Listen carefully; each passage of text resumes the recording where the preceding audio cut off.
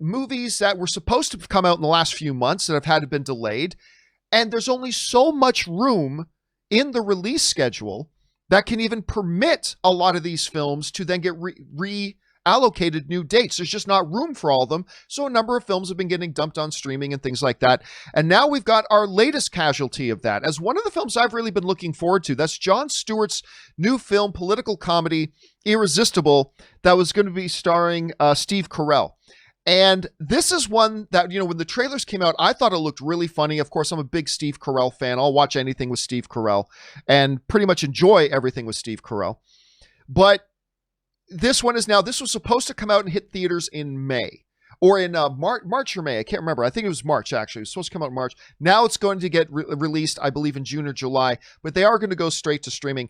This is one, Rob, that kind of fits the mold of a film that would get bumped.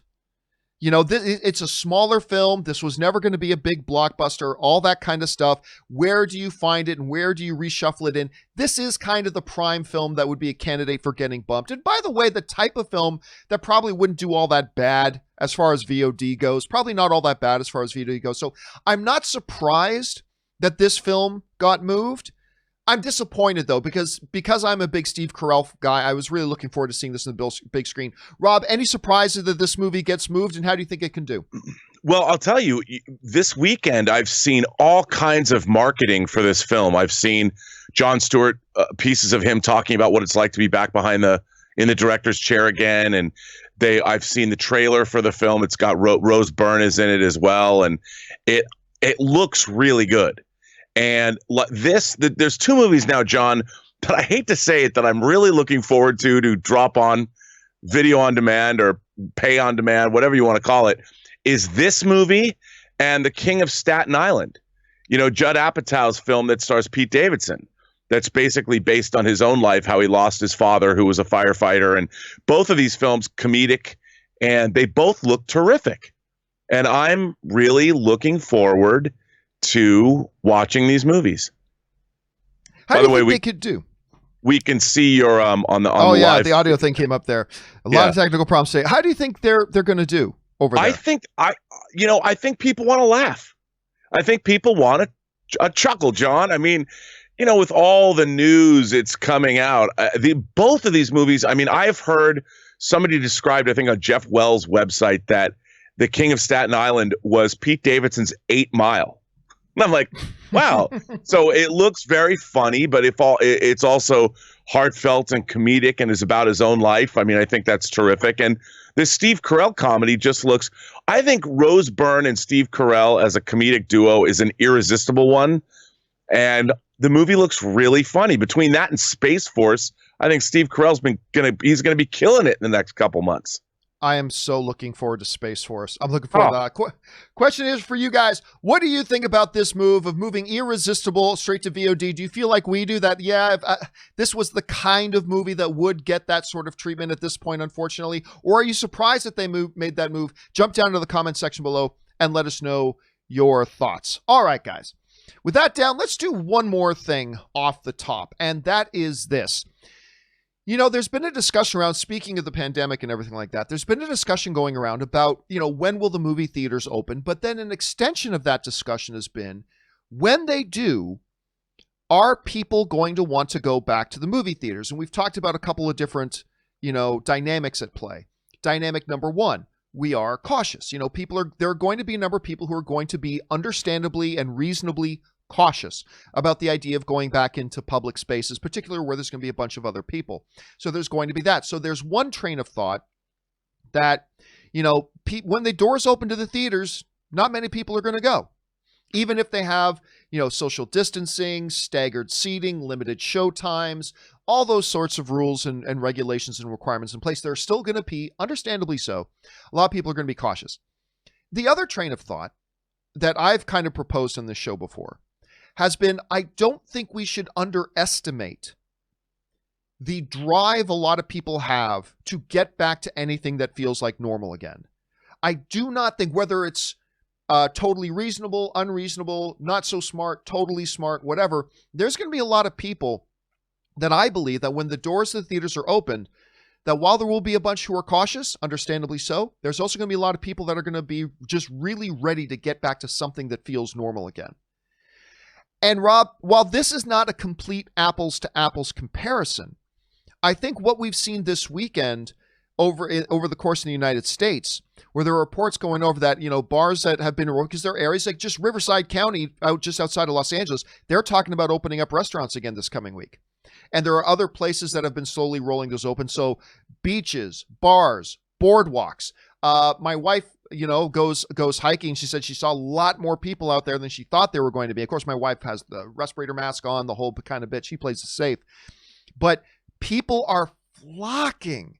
Again, I'm not here to say about whether that's a dumb thing or a smart thing. I'm not commenting. I'm just saying that a lot of people are flocking out, having the opportunity to get back to these places that was a part of their normal. Now, again, I'm not suggesting that what we've got here is a complete apples to apples comparison, right? Getting out to the bars, getting out to the restaurants, getting out to the beaches, getting out to the boardwalks. That's not the exact same comparison as, say, getting back out into a movie theater. But I do believe there's a lot of very strong similarities in the situations. And I believe that once movie theaters open back up, while they will not be filled to capacity because they're going to have limited seating or whatever, I think we're going to see more people going back than people think. And again, whether that's a smart thing, dumb thing, whatever, I assume they're going to try to have protocols in place to make it safe, to make it good. But Rob, I look at these situations going on around the country. And to me, I've said this before, Rob, while I get having a little bit of apprehension, I think it's reasonable having apprehension going back into a movie theater. I think there's more reason to be nervous about going into a grocery store. I think there's more reason to be cautious and nervous about going into a bar where not only are you in a much smaller space with much lower ceilings and whatever, but everybody's talking and talking and talking and talking. And I'm not saying you shouldn't go back to restaurants or grocery stores or whatever. I'm just saying I've always kind of felt like I would feel actually a little bit easier going into a movie theater, one of those. Rob, I'm looking at this with all these people flocking to these places again. I'm looking at this as kind of confirmation bias, if you will, but that when the theaters open, I think you're going to see more people going back than we anticipate. Rob, you look at this situation. How do you think this applies? Which ways do you think it's similar? Which ways do you think it's not similar?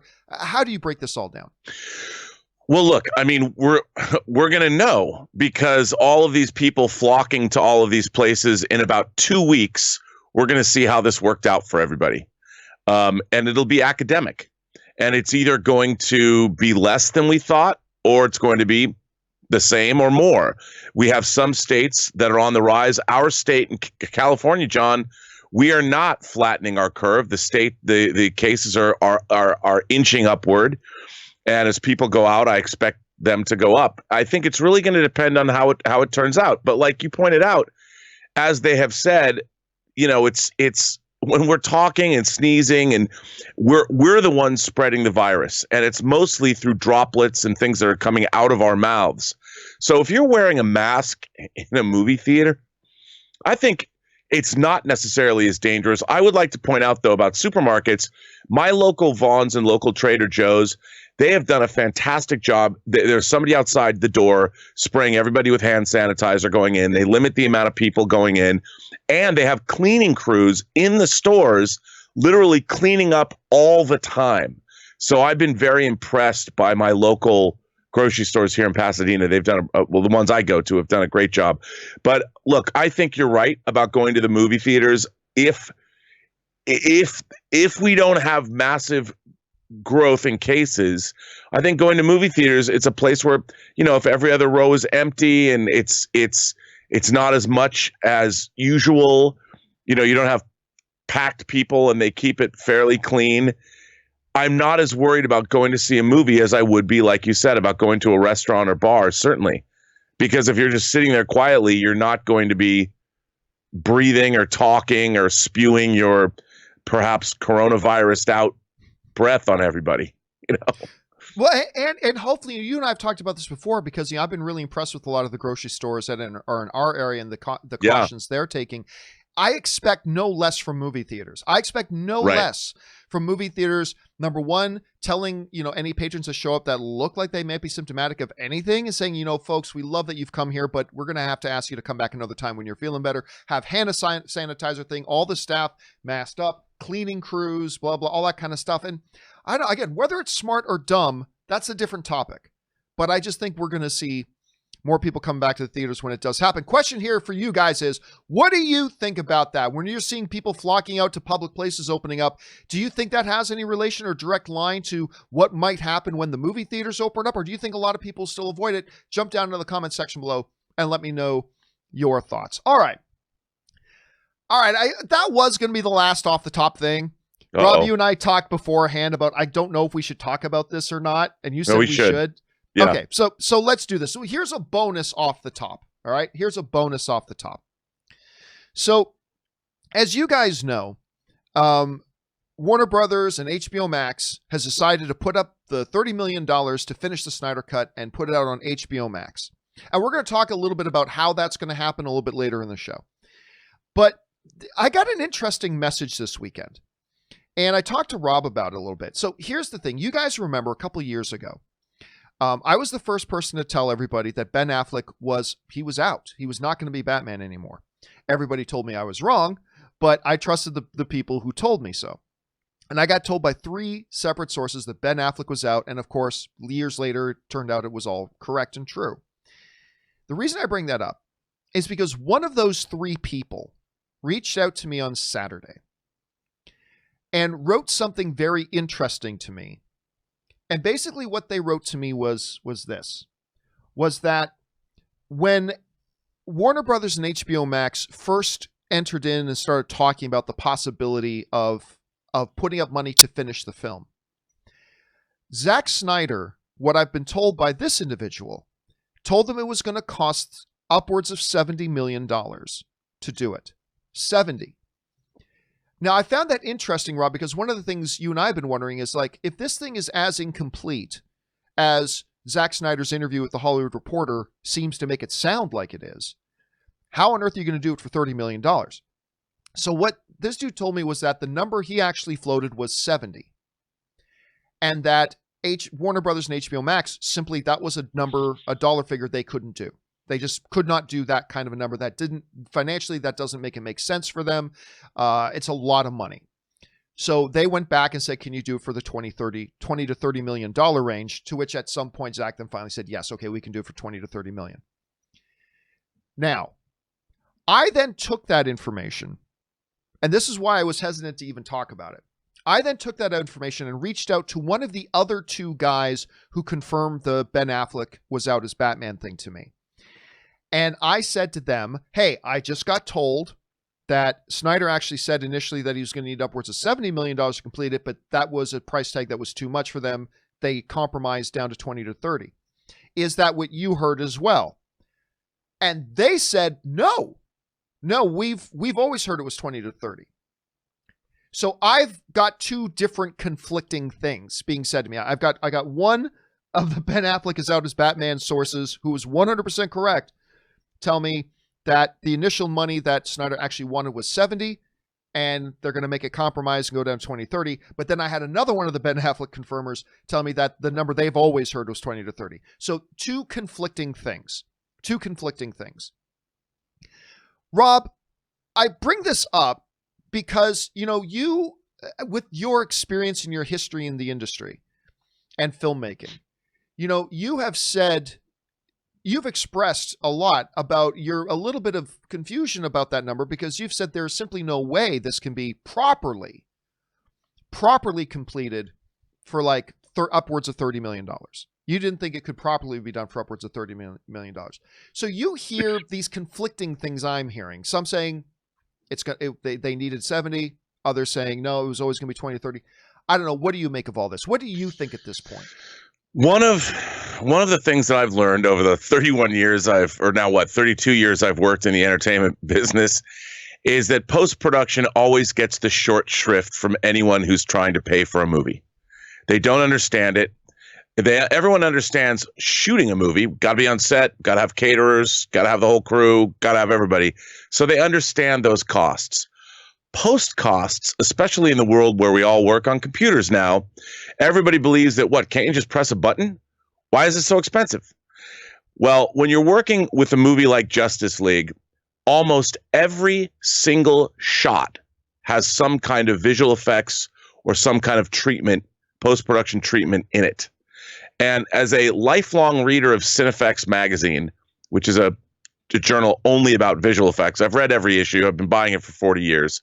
I can tell you that $20 to $30 million on a movie like the Snyder Cut. Now, this is not, I don't want all the Snyder Cut fans to be poo-pooing this. If you don't understand post-production, it's very difficult to wrap your head around these kinds of costs. But when you're dealing with films at massive amounts of green screen, all of those backgrounds, not only, as you know, John, have to be composited, they have to be created. And there's no quick fix. It's laborious. It takes a lot of people. The render times when you're rendering out at 4K or however they're going to finish, I would imagine 4K, because why not? There's fixed things that are associated to a post-production pipeline that cost money. And when I heard this, I even said on my own show, I'm like, I was dubious about 20 to 30 million. I was like, I'll bet it's going to cost 50. And hearing Zack Snyder say 70, that is a realistic assessment. If the people at AT&T did not sit down with an actual post-production budget, and by the way, it exists because when Zack Snyder was making Justice League, they had a post budget right in front of them. So that budget exists. Those numbers exist. And if they're not, I understand what they might want to do it for, but that has no bearing. Every producer wants to do it for something. But my rule of thumb is 33% of your budget goes to post. And that's not even on a big effects heavy movie. This film, there are costs associated with it. And if you're going to do it right, which you always should do it right in the first place, I think it's going to cost more than 20 to 30 million. Now, I'm talking out of my ass. I've never seen a budget. I don't know how much needs to be done, but based on that Hollywood Reporter article, they are saying, well, we'll do it for 20 to 30 million. And I'm sure they're basing those numbers off, I don't know, a typical episode of Game of Thrones, what that cost. This is not that. And I think it's going to cost more. Now, I'm not doom and gloom here. I'm just saying that why not? I wish people would be realistic about these things going into them, because it's not exactly rocket science. You can look on a piece of paper and go, here's how, I'm sure they're trying to figure out what form it's going to be. And hey, if we do it by episodes, or if they're going to do it by episodes, they can probably justify more of an expense. If they're going to do it as one program and it costs more money, then it's a little harder to justify. But if you're getting 4 shows out of it rather than one long show, then they're like, oh, okay, we can release it week by week. It comes down on the balance sheet as 4 things as opposed to 1. There's ways around it, because if you've got 4 episodes that are costing you, because remember, they don't have to pay for production. They only have to pay for post. So it's almost like the Justice League movie exists. It came out, it was in the theaters. This, in a way, is found. Yeah, you're going to have to pay for talent costs and all that, but really you're just paying for post. So if you break it down, and let's say they make it 4 episodes and they're 4-hour-long episodes, and you have to pay $15 million an episode each, well, that's not so bad. Not to get a Justice League TV show that looks like a feature film. So it really depends on how they go about it. And if it's $15,000 or $15 million an episode, and you do 4 episodes, well, that's $60 million. That's pretty respectable. If Snyder said 70, I bet he can do it for 60. So we'll see. I see, the way I'm looking at this is, and by the way, I don't remember. I'm hearing 2 conflicting things. One said 70, one said 20 to 30, but whatever. Let's go for a second and let's say Snyder said, yeah, to finish this thing properly was going to cost $70 million to finish it properly. What I think people need to remember, and what I need to remember, is that AT&T is not, Warner Brothers is not their charity. The AT&T and Warner Brothers, this Snyder Cut thing is not a charity, and it's not a gift to the fans. No. They're doing this because they feel, and this is reasonable. There's nothing wrong with this. They're doing this because they feel they will benefit from this. And if they looked at it and said, this is worth $30 million to us to get the benefit we're going to receive for putting this out. It is not worth $55 million to us. It's not worth $60 million to us. It's not worth $70 million to us. At that point, it's not worth it for us to make it because we just can't justify that costs. So if this is true, and I have no idea if it is or not, but let's just go with it for argument's sake.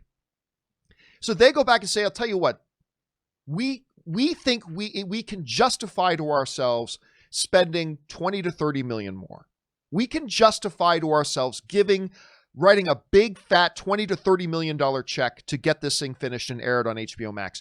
But we feel we are just paying too much if we paid more. So it's not a matter of we think you can do it properly for this amount of money. We're saying this is how much money it's worth to us. Can you make it happen with this much money? And Rob, if it's true, and we have no idea if it is, so again, this is all purely for the sake of argument.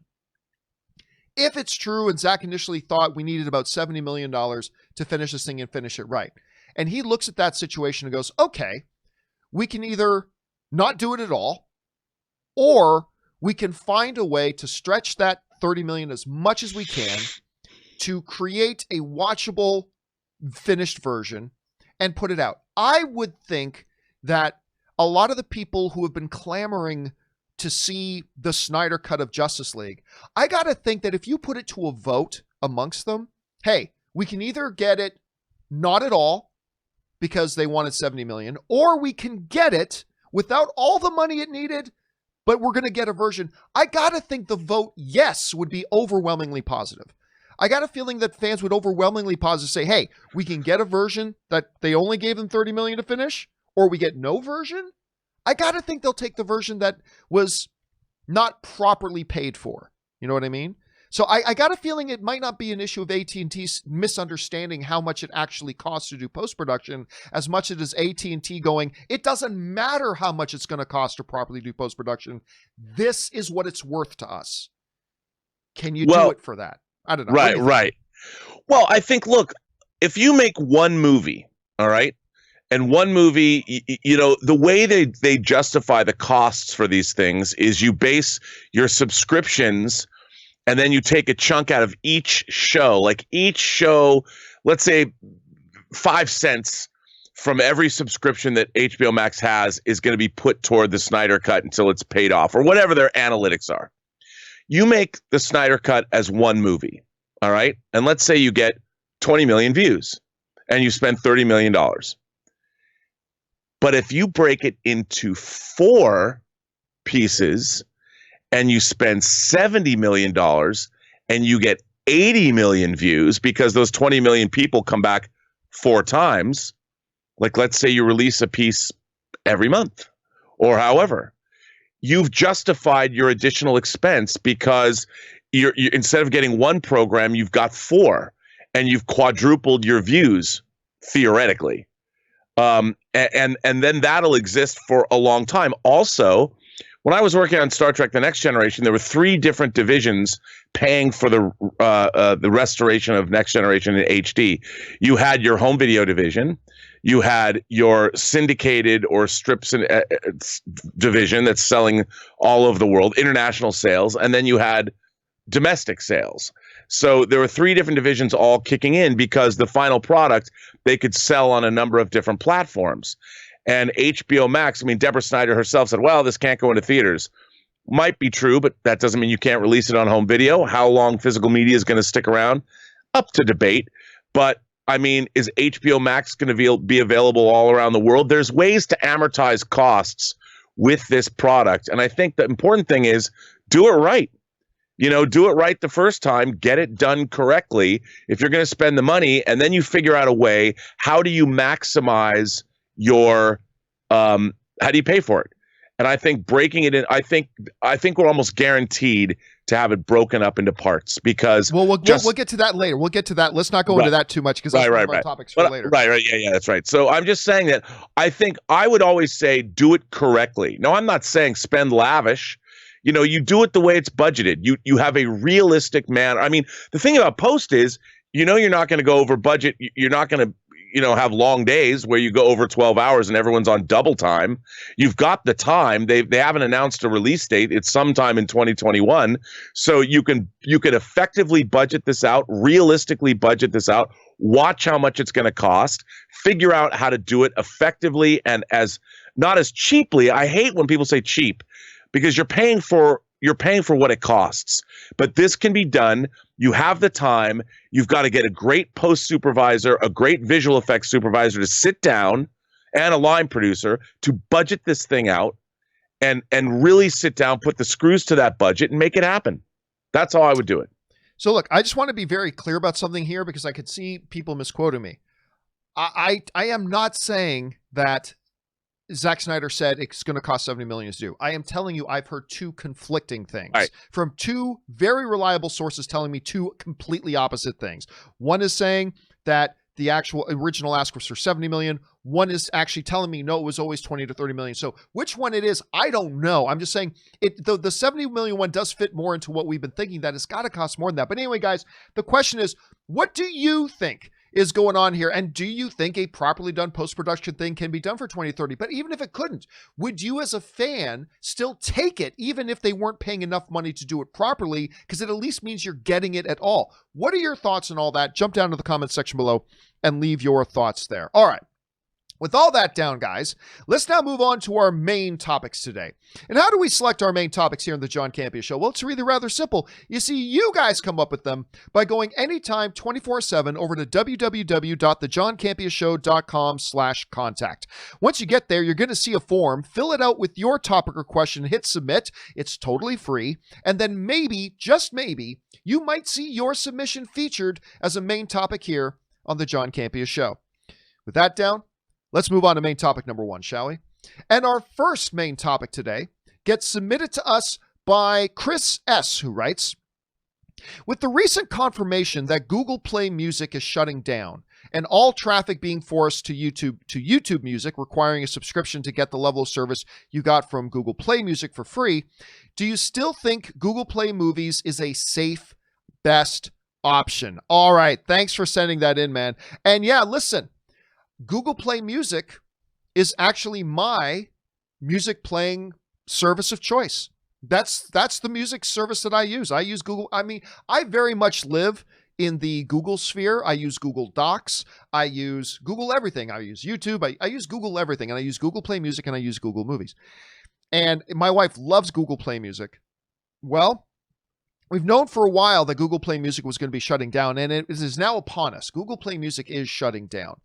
Now, they have also made it very easy that you can transfer everything over to YouTube Music, which is really going to become their focal hub of their music service is going to be YouTube Music. So they're trying to declutter a little bit. But by the way, Google's a great company, but Google has also, what they've not always been the best job of doing is being very clear and concise on what services they offer. I mean, hell, Rob, just go back and look at their history of chat services, right? They had Google Call, and they had Google Hangout, and then they had Google Phone, and they had now LO, they have Google LO, they have Google. So Google's often clouded and confused the space, even when it comes to their own services. So now they've had several different competing services of their own. They had Google Play Music, they've got YouTube Music, they got whatever. So now it seems like they're trying to simplify that. But it does raise the interesting question of what about one of their other services, Google Movies? Because Rob, Google Movies is my digital movie source. That's what I buy. That's where I go and buy my movies. And I have for a long time. On the rare occasion, I've also bought one here or there, but for the most part, I load up Google Play Movies. I go there, I buy the movie that I'm looking for, and that's where my library is. Hearing that Google Play Music is shutting down, I'm not going to lie to you, initially caused me a very great pang of panic. Like, oh my God, what's going to happen? That said, there are a couple of protections in place. Number one, yes, Google Play Music is shutting down, but if that's the place where you've bought and have your playlist and all that kind of stuff, Google is not just making it disappear. They are transitioning it to another service so you still have all your stuff. It's still all there. They're making sure all your stuff is still there. So I got to believe that if for whatever reason that Google, one of the most rich and powerful companies on the earth, they suddenly went out of business or decided to close that thing down, that they wouldn't have an alternative ready to go. And there are legal protections for that as well. I'll have access to those movies all the time, so I'm not really worried about it. But I'd be lying if I didn't say, Rob, that seeing a service that I enjoyed using of theirs like Google Play Music, even though I'll just be able to use YouTube Music, I'd be lying if I didn't tell you it made me a little bit worried about what does the future hold for Google Play Movies, which is, of course, the one that I use the most. This brings up the whole argument that a lot of people have had. Well, you see, it's always just more reliable to have physical media, and there's truth to that. But anyway, Rob, you heard about this. What, if any, ramifications do you see there being on the movie end of things, and do you think there might be legitimate reason to be worried? You know, I see that. Here's my problem. Whenever you're dealing with cloud storage or somebody else controlling something you have, like if you want to collect movies and they're all digital copies or whatever, at anyone's whim, they can come in and they can, your terms of service make sure that those companies, everything is always in their favor. You know, like the odds in the Hunger Games, the odds will ever be in Google's favor. They will never be in your favor. And if they want to come along and change things like this, they will. You know, and by the way, they're that company. They provide an incredible services that we take for granted. And when they come along and they do something like this, it's the only time people actually notice what they're doing. You know, we have to be ever vigilant, and we have to watch exactly what these companies are doing, because they do not have our best interests at heart as individuals. We en masse are their customers. The giant amorphous blob of humanity is how they're basing their business model, not on the individual. So I think it's always important to keep your eyes open when you go into these kinds of things. I mean, we've seen, since you and I have been doing the show, various digital services, some are shutting down, things are consolidating. You know, Joe Rogan just got $100 million from Spotify. That's going to totally, if you're a Joe Rogan fan as I am, I'm like, well, I guess I have to get Spotify now. They're building a new video platform for Spotify. I mean, there's all kinds of craziness always happening. So you just have to be careful. Now, do I think their movies are going to go away anytime soon? Probably not. Probably not, because remember, I mean, even Netflix uses Google to house their streaming and movies. So I don't think it's going to go away anytime soon. But all I know, John, is right here, I have all of the Marvel Cinematic Universe in 4K right there. And if, you know, they ever leave Disney Plus or anywhere, I have my physical media collection and I can watch whatever I want, whenever I want. Now, there are already other services, right? Like Disney's behind that one service. What's it called? Movies to movie. There's another service where it's like all your other movie accounts, Google Play, this account, this service, this person, this service. If you have this one, Movies Unlimited, Movies Anywhere, I can't remember what it's called. All of your stuff can get funneled in there if you have the license and stuff. So, I mean, it's good, but yeah, you're right, Rob, it raises the question again. So the question I have for you guys is, you hear about Google Play Music shutting down. Not everybody uses Google Play Movies like I do, but if you do, does that cause you a little bit of worried? Or do you feel like, there's enough safeties and protections in place that I know I'm going to have my movies, whether Google Play Music is there or not, or Google Play Movies is there or not? How do you feel about it? Worried, not worried? What do you think? Jump down to the comment section below and let us know your thoughts. All right. With that down, let's move on to main topic number 2. And our second main topic today gets submitted to us by our friend BMC. And BMC writes, "Hey, John and crew. If Warner Brothers does decide to go the miniseries route with the Snyder Cut, do you think they will release each episode weekly or all at once? I would much rather to binge it all, but I can see Warner Brothers doing it weekly to keep subscribers around. What are your thoughts?" All right, thanks a lot for writing that in, man. And yes, of course, one of the things in that Hollywood Reporter thing that came out was that they believe they weren't 100% sure yet about whether they're going to be releasing a close to 4-hour movie on HBO Max, or they suggested they may chop it into episodes and release it as a limited series, kind of an idea. If they do go the limited series idea, what will it look like? Will they do the Netflix pattern of just drop all the episodes at once, or so it can be binged? Or will they do a week-to-week release, much like Disney Plus does, week-to-week, and HBO does for a lot of their other stuff, as a matter of fact, go week-to-week. I'm going to tell you right now, Rob, they're going to, if they do go the miniseries route, it will absolutely be week-to-week. It will absolutely be week-to-week, and I will give you two important reasons why. All right, here's why, if they do go the miniseries route, they will go, in fact, week to week, and they will not just drop it as binging. Number one, and maybe the most important, is that is HBO's philosophy. HBO doesn't drop all their episodes at once. They drop their stuff week by week because they know it's the smarter way to do it. Because, you know, Rob, you and I have talked about on this show before. Great, The Witcher got dropped online on Netflix all at once, and we all binged in the first week, and by week 3, nobody was talking about it anymore.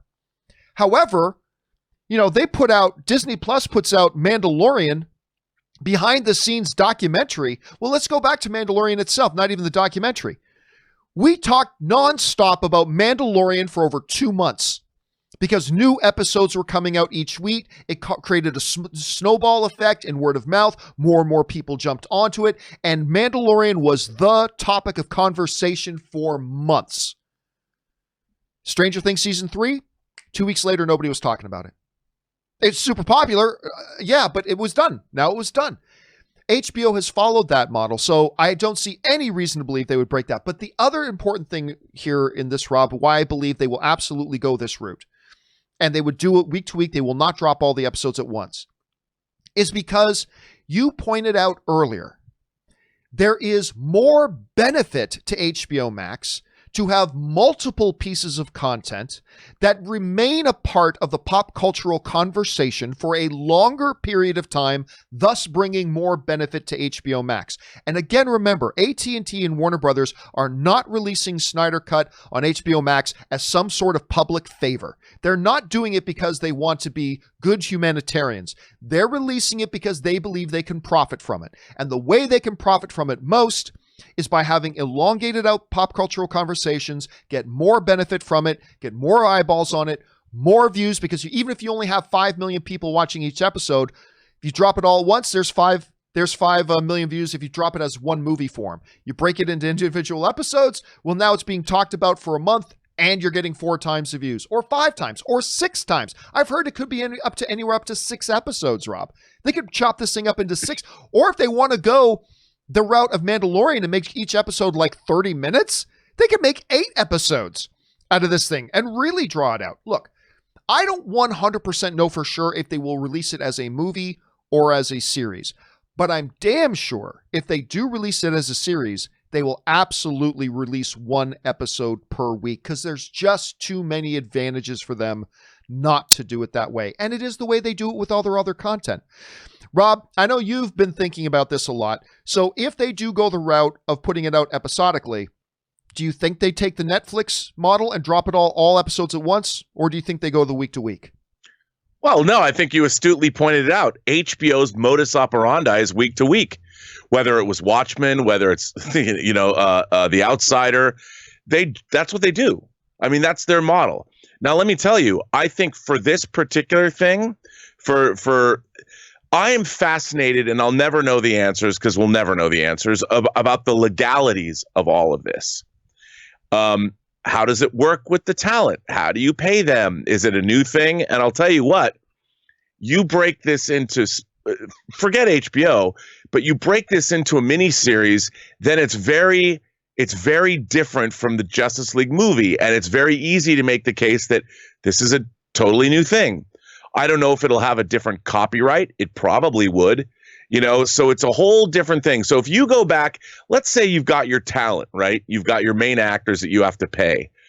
And I'm sure the talent's going to have to be paid again for this. And that's part of the budget. That's they would have to. You got to pay them, get them to come back. This is found money for everybody. Everybody that's involved. Can you imagine you're an actor, like you played Cyborg. You're Ray. Ray gets the phone call. The first phone call about this, Zack Snyder said, was to Ray. He's like, wow, you're going to make a cut? You mean I'm going to get more of my footage that was on the cutting room floor put back? And you're going to give me how much money? It doesn't matter if you're getting $50,000 or $100,000 or $1 million. It's found money. So I think the best way to do this, to make economic sense, to make legal sense, to fit in with guild rules and all of that, you break this into a miniseries. It's clearly something different. Forget HBO. Well, now it's HBO, and now it's HBO Max. And they want, like you astutely pointed out, they want this to be a water cooler show. They're going to milk this. I think it is beneficial all around. They're going to get their $70 million if they need it. They're going to get everything they want. And they're going to be able to turn this into a major event, and that is completely delineated. No one's going to mistake this from the movie. This is a new thing. It's a mini series. It's totally different. And whether they split it into half-hour chunks, hour chunks, they're going to milk this till no. I look forward to it. I think it's great. Make it into something new. Would I prefer to watch a 4-hour movie? Well, yeah, but you know what?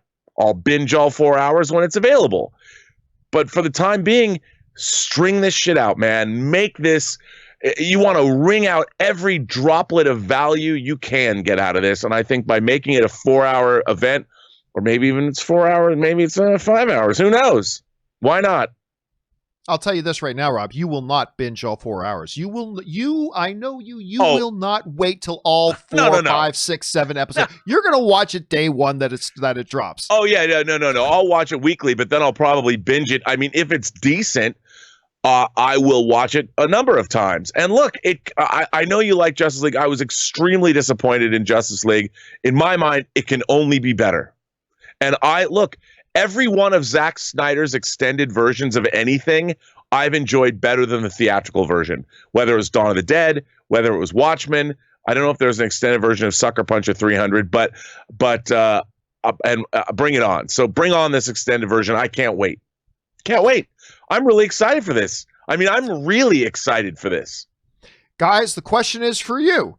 If they do go the route, and we don't know that they are for sure, it looks like they might, but we don't know for sure. But if they do go the route of making it episodic, how do you think HBO will or should handle it? Will they follow their normal procedure of releasing it week to week with the benefits there? Or do you think they'll go the Netflix route and just drop them all at once? What do you guys think they're going to do? Jump down to the comment section below and let us know your thoughts. All right.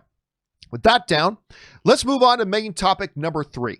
And our third main topic today, staying in the DC universe, gets sent to us from our friend Caleb, who writes, would you think, what do you think, not what do you think? What do you think the chances of Warner Brothers releasing David Ayer's version of Suicide Squad are after the news of the Snyder Cut was announced? I love the first 45 minutes of Suicide Squad, then it turns into a bit of a mess. An Ayer cut of the film might give Jared Leto a chance to shine as Joker.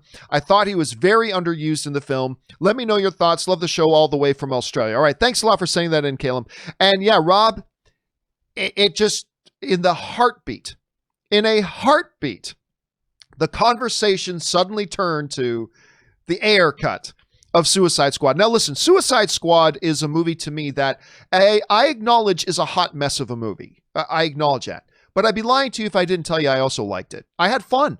You know, when I went to go watch Suicide Squad, I had fun. Yeah, it has its problems. I'm not denying it. And I don't blame anybody who doesn't like the movie. I'm not blaming anybody who doesn't like the movie. But to me, there was a lot of fun in it. And to me, the best part of the movie was this awful, destructive, toxic, poisonous, codependent relationship between Joker and Harley Quinn. And I actually thought the movie needed a lot more of it. And of course, we all know that the final cut of the movie that we got was not really the main cut that we wanted, or that David Ayer wanted ultimately. Well, with all the conversations going around, and by the way, AT&T even kind of stoking the flames a little bit on Twitter, David Ayer came out and kind of gave his definitive thoughts on, what were the possibilities of a David Ayer cut of Suicide Squad actually coming about and coming to be. And it sounds like David Ayer doesn't himself think it's all that likely. But anyway, this is what David Ayer said regarding that. He said, "It is simply not my call or my IP. I love Warner Brothers. It's always been my quote-unquote home studio. I fully respect and support the incredible path that the DCU is taking under their stewardship. My cut of Suicide Squad may always be just a rumor, and that's just fine." So David Ayer, it doesn't sound all that, positive that such a thing will happen. But, one of the reasons a lot of people are talking about this, Rob, is because, AT&T has responded to some people to kind of stoke the fires a little bit. As a matter of fact, one person wrote into AT&T, hey, now that you're doing this with Snyder Cut, give us a David Ayer cut. And AT&T wrote this, one thing at a time.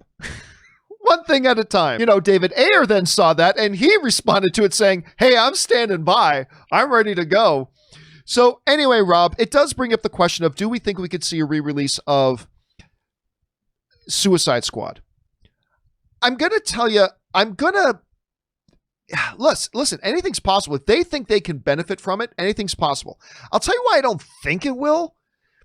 Here are the reasons why I don't think it will. Number one, this is a different situation. There haven't been people clamoring for an Ayer cut of the Suicide Squad, at least not anywhere near to the degree as there was for Justice League. So that's kind of a very different situation there in and of itself. Number two, Suicide Squad is not nearly as beloved just on its own, is not as beloved as an IP as, say, Justice League is, nor is it as important to the overall DCEU as a Justice League is, right? So there's that. So I think there's a lot of differences here. However, can't say it's impossible, because let's say, for instance, that the Justice League thing happens, and let's say it enjoys some modest success on HBO Max. They might look at that as saying, hey, here's a really cheap way for us to get another pop by just take the existing footage, re-edit it, put it back out, only for post-production costs. It's a possibility. But Rob, because of all the differences between the situation with Justice League and Suicide Squad, and because a lot of what David Ayer said, I don't think it's going to happen. But I mean, AT&T seems to be teasing, although that could just be teasing. I don't know. Rob, you're seeing all this. Do you think AT&T and Warner Brothers are seriously right now looking, given what David Ayer just said, but do you think they could be seriously looking at maybe doing the same treatment with Suicide Squad? Well, John, I think the exact same thing that happened to Justice League happened to Suicide Squad, which is that the studio management balked at both movies. They balked at the approach. It was all a money issue. They were responding to what they perceived to be incorrect decisions, or they were at that point, they were looking over at Disney going, why aren't we making movies like, the MCU? And why aren't we making that kind of money? And why are these movies so dark? And they have to be funnier. And I think that the same thing that happened to Justice League happened to Suicide Squad. And I think it was compromised because executives balked and they blinked. And I mean, when they're pulling in famously trailer companies to recut their movie, which is one of the dumbest things I've ever heard, but I understand why. When you're executives that don't actually know how films are made, even though you're running a studio, most executives have never made movies themselves, so they don't know the process. Everybody thinks they do, but they don't really. So Suicide Squad was just as compromised, albeit in a little different way, than Justice League was. So I could see, I hated Suicide Squad. I hated it. I wanted to walk out when I watched that movie because of the way it was edited. I just couldn't. I'm like, what is this? And I thought it was the worst edited studio film I have ever seen, and it drove me bananas. And I would love to see a David Ayer version of this movie. Now, I don't know if we're ever going to get it because it didn't exactly lose money. It wasn't a failure. As a matter of fact, it made a lot more money than people thought it was going to make. So the ultimate end story of Suicide Squad is not the debacle that Justice League was. So maybe they aren't going to do that. However, if they rack up huge numbers on this Justice League cut, I could see them doing the exact same thing, because why not? Why not? I mean, when Quentin Tarantino recuts Hateful Eight, which is already 3 hours long, and puts it on as a 4-episode series on Netflix, maybe this will be the wave of the future for some of these movies. Maybe Paramount, you know what this says to me? It says to me that Paramount's going to go in and do the director's cut of Star Trek The Motion Picture at 4K and release it episodically, which is awesome, because the director's cut has only ever existed in standard definition. I could see this happening a lot now with streaming services. It would be interesting. It would be interesting. I mean, the idea of repurposing content is, I mean, listen, it's something that really has found its incubation in YouTube. Like YouTube creators and whatever are constantly trying to find ways to repurpose existing content, right? And if there's ways you can inexpensively repurpose content and get like fresh life out of it, that's a pretty cost beneficial way of doing things if you can get the right property and make it work. But I agree with you. I don't know if Suicide Squad is the one that can work with. I'm just not sure. It would be interesting. But I just think David Ayer's comments are pretty soon that. But the question is, guys, what do you think about that? Do you think we could see them go the route and give us another version of Suicide Squad where people be remotely as interested in that as they would be in, say, a Justice League thing? Jump down to the comments section below and let us know your thoughts. All right. With that down, let's do one more main topic. And our fourth and final main topic today gets submitted to us by Sam Sprill, who writes, Paul Feig, director of Bridesmaids, recently did an interview stating that there will be no Bridesmaids sequel, saying that there's no emotional and engaging story left to tell. Like the first movie, Bridesmaids was a critical and financial success. Why not take the risk for a sequel? What are your thoughts? All right, thanks for sending that in, Sam. And listen, Bridesmaids, oh look, there's no other way to put it. Bridesmaids is awesome. Bridesmaids is a wonderful, if you guys remember and had watched me for long enough to know just before that movie came out, I was a little skeptical of it, even though I thought the trailers were quite funny. I was still a little bit skeptical of it.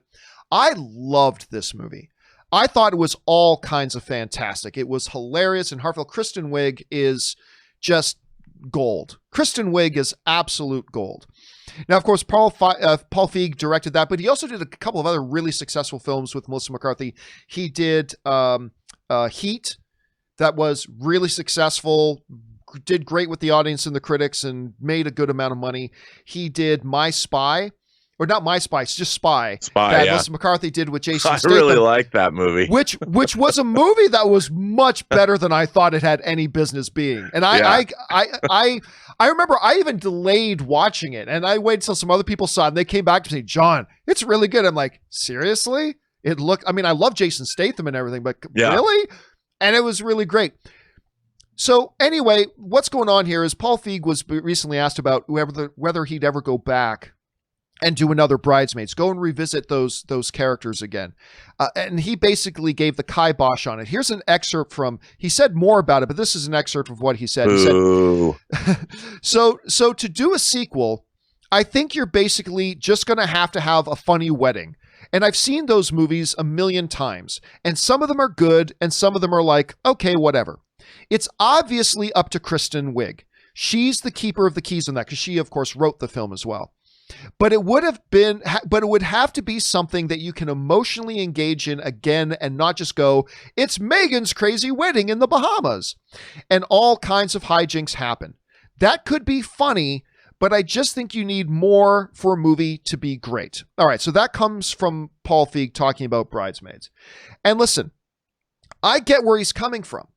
Because one of the things that I always say in the show, Rob, is that, look, the story is not there to serve the characters, and the characters are not there to serve the actors. The actors are there to serve the characters, and the characters are there to serve the story, right?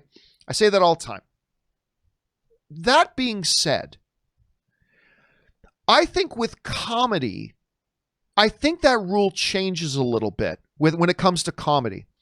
Because I'm going to tell you right now, Bridesmaids, which I think is wonderful, it wasn't wonderful because of the emotional story between Kristen Wiig, and she's struggling, feeling that she's losing her best friend while her worlding's falling apart. All that stuff was good, and all that stuff added to the movie. Make no mistake about it.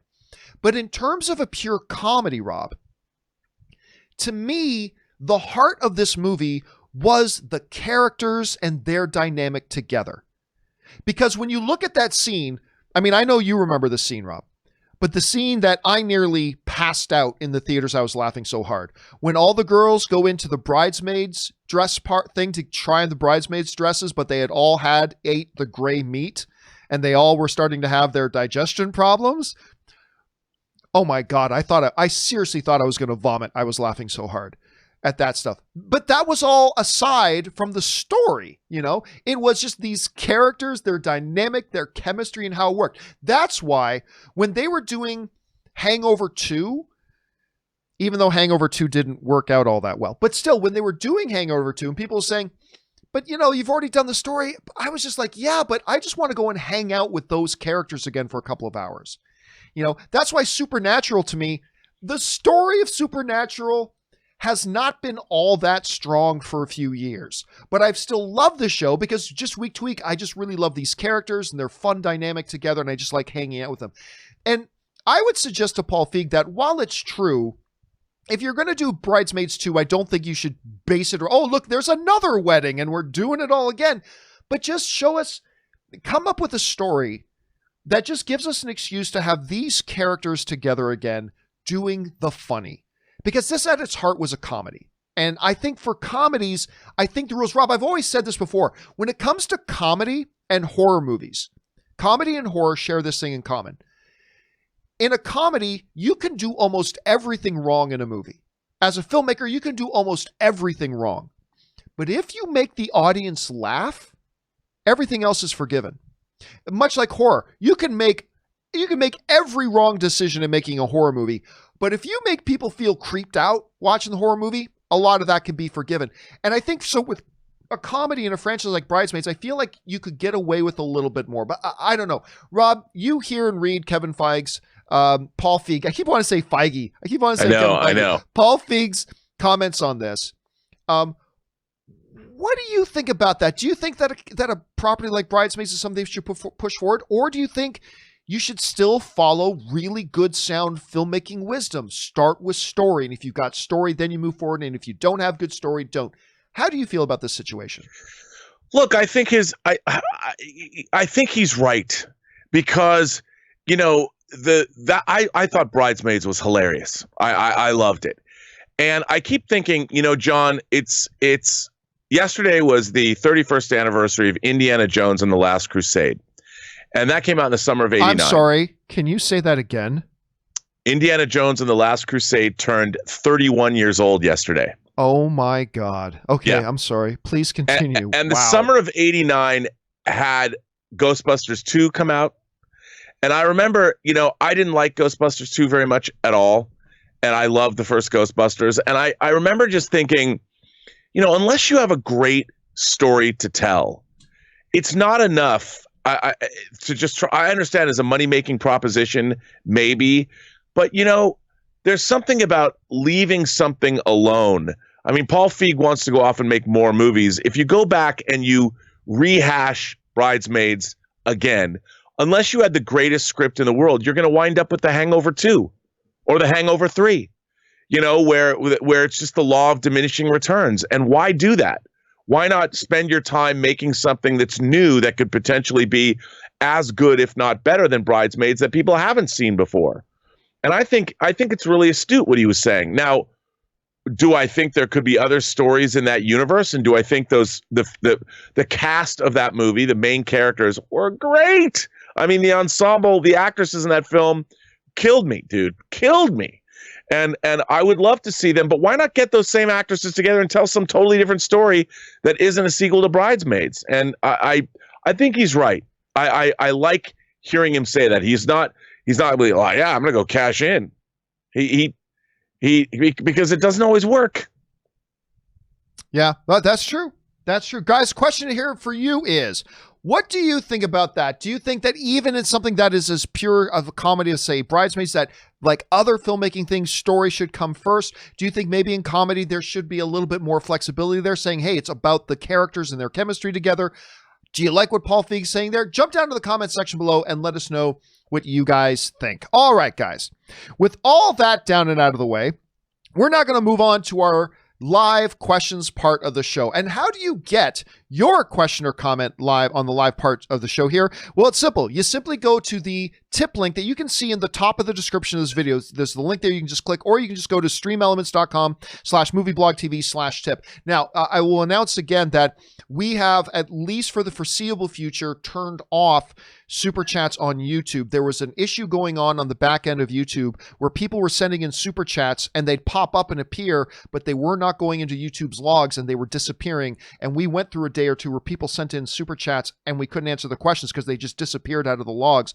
We want to make sure that doesn't happen again. So we'll wait to see when YouTube gets that all sorted out. For now, that's the best way and the only way to send in those questions is use the tip link there. So if you guys will be patient and indulgent with us, Rob and I are going to do as we do every day. We're going to take a quick couple of minute break, rest the vocal cords, stretch the legs, go refill our drinks, give you a chance to run and use the bathroom yourselves. So if you guys will be patient, hang in there with us. Robert and I will be right back. We'll see you in just a couple of minutes.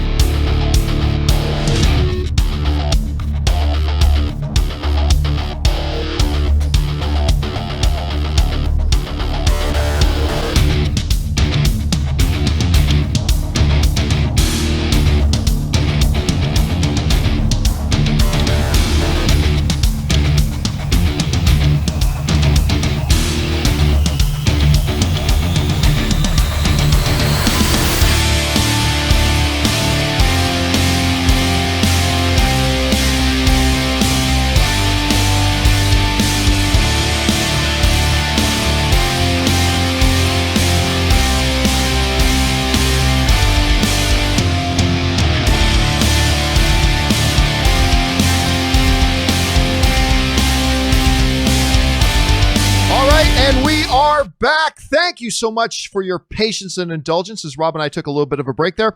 For now, let's dive into your questions. We're going to get things started off here with an anonymous viewer who writes in, Captain America, the First Avenger is great. I love that movie.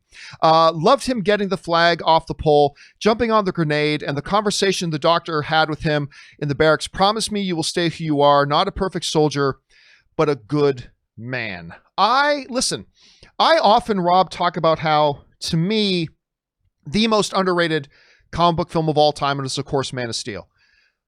But I think in the top three most underappreciated ones, there's also the first Kenneth Branagh Thor movie. I think that's very underappreciated. But also Captain America, the First Avenger. Because a lot of times when people talk about the weaker MCU movies, a lot of people will bring up the First Avenger. And the more I watch that movie, the more like, this movie's wonderful. This is a wonderful, I don't know, Rob, your thoughts on it. Dude, I love that movie. And I feel the same way. I mean, I liked it. Joe Johnston directed The Rocketeer and he made Captain America, the First Avenger. Talk about a double feature, man. I mean, what a great bunch. Wonderful. Yeah, Love I it. agree. All right, next up, Willow writes, I didn't love Shazam, but I quite enjoyed the movie. I thought that Asher Angel and Zachary Levi portrayed the character differently. Billy was quieter and more mature, whereas Shazam was more hyperactive and goofy. Did you feel that way? Not really. There was a point where I did, but when you notice that in kid form, when there is stuff going on, his energy level is quite up. His energy level is quite high. And then even when he's in Shazam form, like when he's sitting down talking with his foster sister and she doesn't know who he is yet, you could see his level comes down to where it is normally when he's the kid. So I found that I personally, actually, upon reflection, I thought there was more consistent than otherwise. I really did. And I got to tell you, I loved that movie. I adored Shazam. I think it might be my second favorite DCEU movie. I think it might be my second favorite DCEU movie behind Man of Steel. I just thought it was wonderful and heartfelt and charming. And I thought it was more consistent because I think if you look again, the kid, when he's having in his higher energy situations, and Zach Levi's version of him, I think they're very similar. And then when the energy level's down, I found them to be similar there too. But anyway, that's just my thoughts. It's a good observation though, Willow. Something to look for. All right, next up, Everything Entertainment writes, tip for those who want to start learning the craft but can't afford the time or finances for film school. I found an absolute wealth of free filmmaking courses just on YouTube, everything including writing, directing, producing, editing, cinematography, etc. I completely agree. One of the great things about YouTube, whenever there's something I'm trying to figure out to do, my first thing I do, Rob, the very first thing I do now is I go over to YouTube. It's like I'm trying to figure out how to, I don't know, I need to clean out the sink pipe in my bathroom. I don't know how to do that. Look up YouTube. Hey, there's this little thing in this piece of software I can't figure out. First thing I do, I don't open the manual. I go and open a YouTube video and go look for it. It's the best. But I would also say that is a great way to get started. It won't replace, though, actually going to a film school. Don't think one is as a complete replacement for it, but as a way to get started, as a way to really get your feet into it. I think, yeah, just go onto YouTube and find people who have done it and hear from them. And there's a lot of good stuff on there, Rob. I know you yourself, you go to YouTube a lot to try to figure a bunch of things out. So what do you think about that? All the time. I mean, like software issues, especially with editorial software, when I have a graphics problem or effects problem that I need to, like, I don't know how to do this. I go to YouTube and then boom, I know how to do it. And I thank God for all the lovely people out there who've made free tutorials. And I think there's no better way to learn, John. And I'm just astonished just how much stuff people have made tutorials for. It's great. Oh, yeah. You name it. There's a tutorial for it. There's a tutorial for it online. And you're absolutely right. Don't use, well, I can't afford to go to film school as an excuse to not start. One of the things I'm always saying, Rob, do something every day that gets you a little bit closer to your goal. If you want to be a filmmaker, if that's your goal, okay, then do something today. Spend some hours today sitting down and just watching YouTube. You might not be able to go to film school right now. Do that. And I think that's great. A great thing that they just brought up. All right. Jordan Genovese writes, John, have you watched DC Stargirl yet? I have not. I do plan on it, but I have not watched it yet. In my opinion, it's really good, and it helps that Jeff Johns is in charge of the show. However, after it aired on the DCEU, the CW cut about 12 minutes of the episode to put it on TV, which was very frustrating. What do you think? It's hard for me to have an opinion because I have not watched it, right? So since I haven't watched it, I can't really have a very distinctive opinion about it, about what, was the 12 minutes they cut useless fat that they cut out? Was it important 12 minutes? I mean, I don't know. I do know, though, that it brings up the other issue that Rob and I have talked a lot about, which is the fact that I don't think there's any point in, I don't think DC Universe Service is going to be around much longer.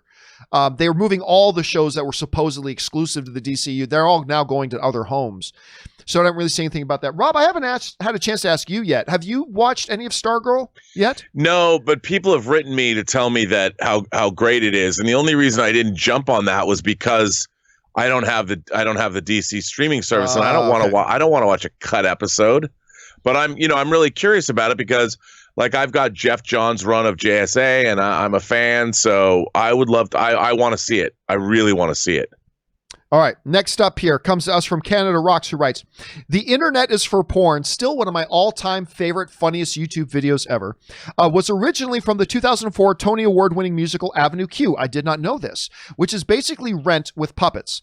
It's one of my favorite Broadway soundtracks. It includes the song My Girlfriend Who Lives in Canada. Worth a listen. So if you guys know what we're talking about, this came up the other day. And Rob, I don't know if you've ever seen this video, But there's a video on YouTube, and it became a viral video before YouTube even existed. But it's World of Warcraft. Somebody took World of Warcraft characters and used it as shots, right? And then they put this song to it called "The Internet Is for Porn." Yeah, I remember it. Yeah. Grab your dick and double click. Porn, porn, porn. It is one of the funniest things you'll see on YouTube. If you have not seen it, go and look for it. Just search YouTube, "Internet Is for Porn Warcraft," and it'll be the first thing that pops up. I did not know that actually came from an existing Broadway show, dude. Thank you for sharing that, Canada Rocks. I learn something new every day from you guys. Thanks for sharing that. All right, next up. Crimson King writes, "Hey, John, hope you're doing well. I am doing well, thank you. I finally got around to watching Doom Patrol, and wow, that show has so much heart and depth among the wackiness. The characters are so relatable and compelling. I cannot wait for the next season." Dude, you and me both. Rob, I've talked a lot about how this was a show I had no interest in watching at all, and everybody told me to watch it. It's not just fun. It's smart. This is a smart show that wraps issues that you would expect to find in deep Warner Brother dramas, like compelling issues of loss and identity and struggle, and like there's political stuff in there too, and all that kind of stuff, and they wrap it into this bonkers, wacky comic book show. It is simply one of this. I'll say this: it's the smartest written comic book material for the screen I think I've ever seen. And it's profoundly intelligent the way they do it. And I can't remember, Rob, you've watched Suicide Squad, not Suicide Squad. You've watched Doom Patrol, yes? Yeah. What are your thoughts on that? And it's coming back soon, season 2. Well, no, I'm a huge fan. I caught up with it late, and I was a huge fan of the comic run, the Vertigo Comics version of it, and I was actually blown away. It might be my favorite DC television adaptation that's currently running, of all of it, everything from DC. I think it's phenomenal. I love it. And it's going to be on HBO Max, if I'm not. Is it HBO Max it's going to be on? Yes. Yeah. Oh my God. I cannot wait. I cannot wait for season 2. I'm sorry, guys, if you have not started watching Doom Patrol, go get on that, because it is really something special. All right, Clay writes, "Do you think Will Smith is a better dramatic actor or action star?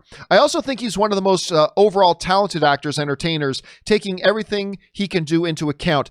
That's a good question, because he is a legitimately great dramatic actor. However, he's also one of the best action stars we've had in the last 20 years. Last 15, 20 years. He's simply one of the best action stars we've had in the last 15 or 20 years. And while he does have an Academy Award nomination to his credit, and deservedly so, he is a very good dramatic actor. I think he's even a better action star than he is a dramatic actor. That's not taking anything away from his dramatic chops. Rob, if you had to pick right now, Will Smith the action star, Will Smith the dramatic actor, which one takes the cake for you? I really like him. Like, I loved him in I Am Legend, and I thought he was both an action star and a dramatic actor. I really enjoy seeing that side of him. I think he's a very versatile actor. And, I thought he kicked ass in Gemini Man, but I like it when I also like, dude, I love Hitch. Yeah, a lot of people love Hitch. I thought he was great. I love that movie. It's right up there with like I Love You Man as a favorite modern comedy. It's not so modern anymore, but I just think Will Smith is a great versatile actor, and I really like seeing him stretch in whatever direction he goes in. And the fact that he can be an action star, Bad Boys for Life was better than I thought it was going to be. And I like the fact that they were playing their ages too. He's a great actor. He's just a great presence, and I dig watching him. All right. Next up, an anonymous viewer writes, "I have a 3-year-old daughter, and she loves Disney+. We were watching episodes of Pixar in real life. They are entertaining even for me. Just good family fun, short episodes. They did Inside Out, WALL-E, Toy Story, and it was a lot of fun to watch." Now, that stuff I haven't started watching yet, and it very much to the Disney Plus DNA about what they want their network to be. But Rob, if I can pivot off that, anonymous, Rob, I finally got around to watching episode 4 of The Mandalorian behind the scenes documentary, and I'm watching it, and the first thing I thought of was, this is what Rob's been waiting for. The stuff they were talking about in that. What did you think about that? This latest episode of that Mandalorian behind the scenes thing? Well, you're exactly right. I mean, it dealt with all the production that I wanted to see. I mean, there's still a lot of questions that I have, but in terms of how they actually made this series and how what they're doing is breaking new ground on production methodology that is going to be adopted. It's going to be industry standard in the next 2 or 3 years. What you wait, and they did it first, and it was again it grew out of Favreau's experiences on both Jungle Book and Lion King, and how it's moved forward, and it was fascinating. And I'm like, I get where they're going, but this to me, finally, after 4 episodes, I'm like, oh, here's what I want. I thought it was great. Yeah, I really enjoyed it. By the way, side note, guys, there are 3 really compelling documentaries on right now. There's, of course, The Last Dance with Michael Jordan, which you absolutely have to go and watch. There's this Mandalorian one. And listen, this one will surprise you, but you've heard me say this before. There is a docu-series on right now called The Last Ride about the world-famous WWE wrestler, The Undertaker. You do not have, I would suggest maybe even if you're not a wrestling fan, you will be even more fascinated by this documentary than those who are not. It is incredible. Like the amount of behind the scenes access that they've had is covering the last 3 years of the career of The Undertaker. It is so compelling and so good. If you get a chance, and I'm telling you, you do not need to be a wrestling fan ever in your life to really be absolutely enthralled with this docuseries. So a lot of good docuseries stuff going on right now. Anyway, D.A. Miller writes, hello, John. Just Memorial Day movie recommendation. The one that has the best tagline. This is Dunkirk. When 400,000 men could not get home, home came for them. That is an insanely good tagline. Dunkirk. That gets me choked up. On this day, we remember those who gave us their all for this holiday. The best Memorial Day movie for me is Charlton Heston's Midway, 1976. Nothing wrong with the remake, but 1976 was the movie that my father, a World War II vet, took my brother and a 10-year-old me to go see before his stroke. It reminds me of those we lost and remember. Well, it's always special, man, when movies create that special connection, right? Like they create memories and moments that you then cherish forever. And like I was talking when the guy who I grew up with was my best friend growing up, when he died a couple of years ago, it made that movie that when he and I went to go see the Michael Keaton Batman, we're a couple just young teenagers going to see Batman for the first 31 years ago, John. Woo! 31 years ago this next month. Yep. And we were kids, man. And we were going, it created that special moment and memory we'll always have. But yeah, Dunkirk, dude. Dunkirk, I remember I was like a day or two behind everybody else seeing Dunkirk. And there were some people saying, oh, I don't know, it didn't really work for us. I'm like, oh, maybe this will be the one that Christopher Nolan drops the ball. I thought the movie was wonderfully made. I loved that movie. Me too. And that tagline is certainly great. Rob, what your thoughts on either Dunkirk or Midway? What are your thoughts on it? Dunkirk and Midway. Well, when I was a kid, I loved Midway. I saw Midway in the theater, and I thought it was great. Look, I love anything to do with World War II, but Dunkirk, like Saving Private Ryan, my favorite word, brought a verisimilitude to a World War II movie like I'd never seen. It was different than Saving Private Ryan, but you really felt that, my God, that you were there. It felt like you were watching a documentary almost. But the way he played with the 3 different storylines and time and everything, and even the aerial sequences, his use of models, and you couldn't tell. There was no CG in it. So you bought it utterly, and it was scary and dramatic. And you just felt it from that opening scene where those guys were scrambling around the city trying to get to the beach, being shot at by Nazis around every corner. I mean, I loved Dunkirk. Yeah, and and it just makes me even more excited for where we may see him go. With Tenet. And it's funny because when I said Midway, I was thinking about the original Midway, that was made in the 70s, but I thought Roland Emmerich's Midway wasn't so bad.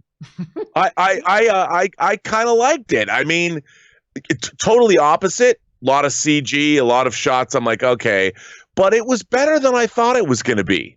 Rob, that was the reaction. I think a lot of people had that reaction. A lot of people were saying, you know what, everybody thought it was going to be a disaster, but you know what, it's actually not that bad.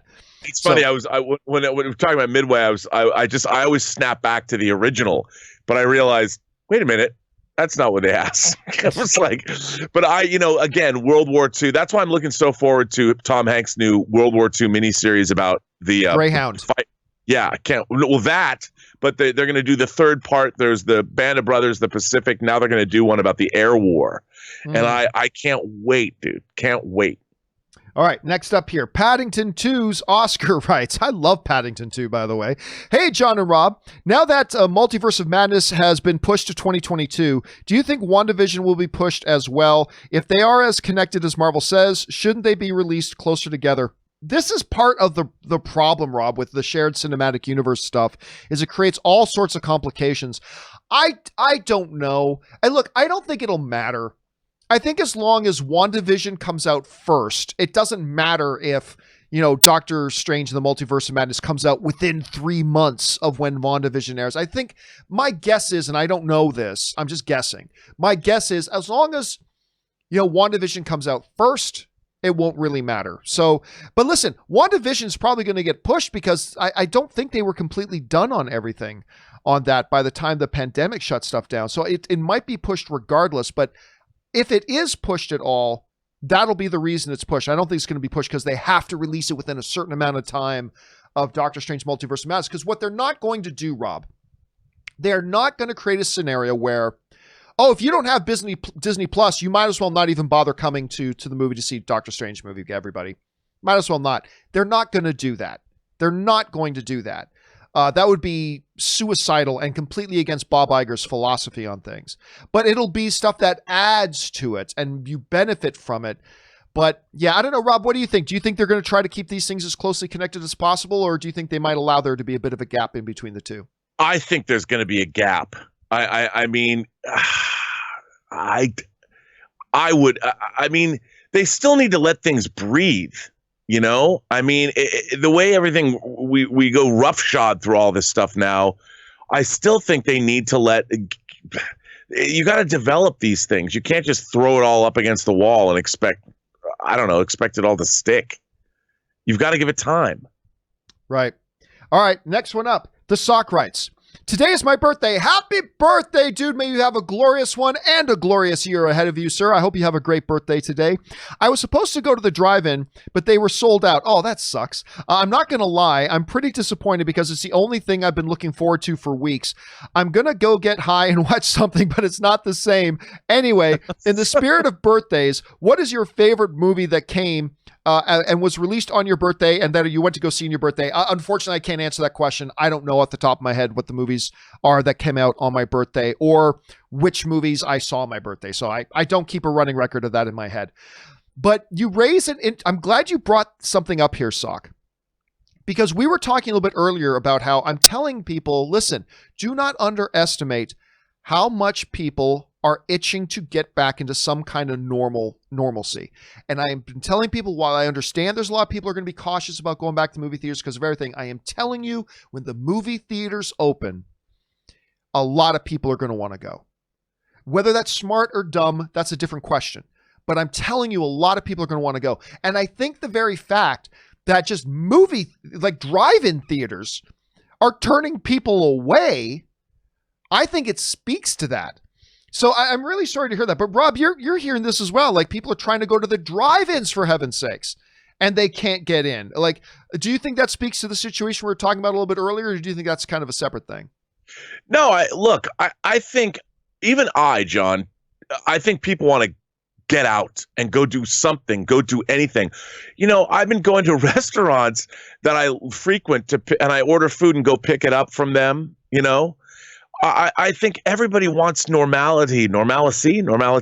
They all want their lives back. They all just want to I'm going to get in the car because I need to go pick something up at Target. Now it's like, I can't do that. I got to wear a mask. I got to be socially distanced. I think people just want their lives back. I want to go to movies. I don't want to go to a drive-in. I like drive-ins. But I want to go to a movie theater. I want to walk through the doors and smell the popcorn. I want to look up at the board and see when my movie starts. I just want the world to go back to the way it was. Yeah, no, I agree. And I think there are a lot of people who do. All right. And again, happy birthday, Sock. All right. Next up, Ryan Lohner writes, Colin from What We Do in the Shadows, which is such a good show. We just talked this weekend about how it was renewed for season 3. It's so good. It's so good. Let's see what we're saying here. Colin from What We Do in the Shadows is legitimately one of the scariest characters on TV right now. It's kind of the same thing as the Nail from A Quiet Place, just a bit easier to imagine someone like him actually existing. You know, it's funny though, like Ann and I were having this conversation. I said this on the show the other day, Rob, that I think Colin is actually the most powerful vampire on the show. Like he's actually the most, he's the only kind of vampire that actually feeds on other vampires. And have you seen that episode yet where he gets promoted to boss in his office? Yes, I have. Oh my God. Oh, that episode. Like when he just comes around the corner, he's got the hair and all this kind of stuff. And he's just like, it's 5 o'clock somewhere.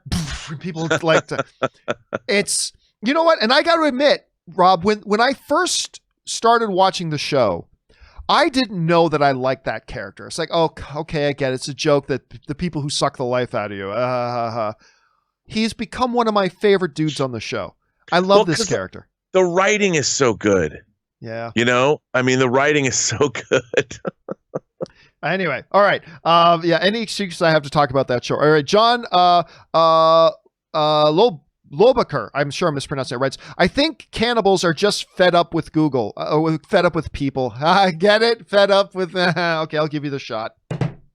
I'll give that one to you, John. I don't know, dude, that was pretty bad.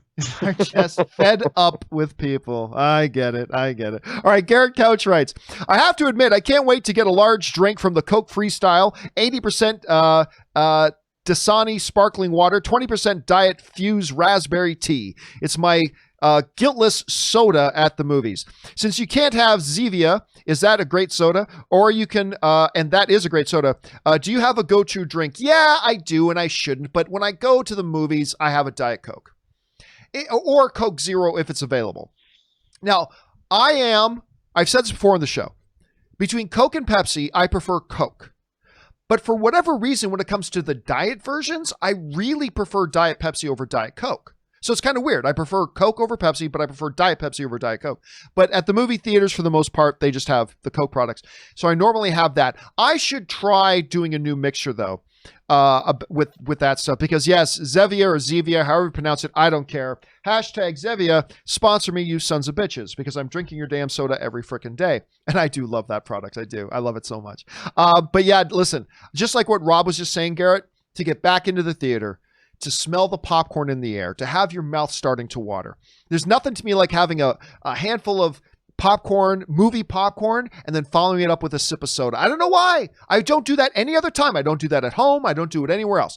But when I'm in a movie theater, I got to have it, so I'm completely with that. And I might even try your mixture there. I think I will give that mixture of yours a shot the next time I'm there. All right. Isaac Beebe writes, I just watched Misery with Kathy Bates. Amazing. Won Kathy Bates an Academy Award, by the way. Just watched Misery with Kathy Bates for the first time, and holy crap, she legit terrified me, and I can see why she won her Oscar for it. I already loved her in Titanic, but she was amazing this. James Caan was great too. And Rob, really, look, her career was around before that, but that was the movie that put Kathy Bates on the map. And she has never stopped being brilliant. No. Even in the Clint Eastwood movie she just did about the Atlanta Olympic bombing. What was the guy's name of the character? Yeah, the name of the character's name of the movie, and I'm freezing out. But even in that, she's great. I mean, that's the one to me. What are your thoughts on the movie as a whole and Kathy Bates? Dude, I love, well, you know, Rob Reiner doing another Stephen King adaptation after Stand By Me. I mean, I love the book. I read that book when I was in college, and I thought the movie was amazing. And she was amazing. They both are amazing. It's a great Stephen King adaptation too. So if you guys have not seen Misery, you've got to watch Misery. Like, you absolutely have to watch Misery. All right, next up, just a couple more here. We've got time with Rob here. The Halo Brony writes, on May 27th, SpaceX and NASA will fly the Dragon rocket, and for the first time in 11 years, will American astronauts fly an American-made rocket instead of relying on other countries. The event will be live streamed. The spaceship and suits are really sexy. I'm going to be honest with you. I don't know anything about it. I don't follow... What? Yeah, I don't follow the space program. I don't. I'm not saying you shouldn't. I'm not saying you shouldn't love it. I'm just saying it's not something I thought. But Rob, from your reaction, I'm gauging this is something you're pretty excited about. Dude, I am a space freak. I've been a space freak since I was a kid. This is an unbelievably monumental and historic flight. Not only does it put Americans being launched from American soil back into space, but it's a private company. I mean, in conjunction with NASA, to be fair, but Elon Musk's SpaceX has been working toward manned space flight. They've done amazing things like bringing booster rockets, landing them back on Earth and at sea. They have been pushing the boundaries of space technology. And if this works, Godspeed to these astronauts. It opens up a whole new era. It really opens up the future of our species. And I don't say that lightly. I think it's incredibly important to this country, and I think it's incredibly important to humanity's future. And I really hope it works, and it's very, very exciting. All right, last two questions we have with Rob here with us. Arrigo writes, last night I saw Apocalypto.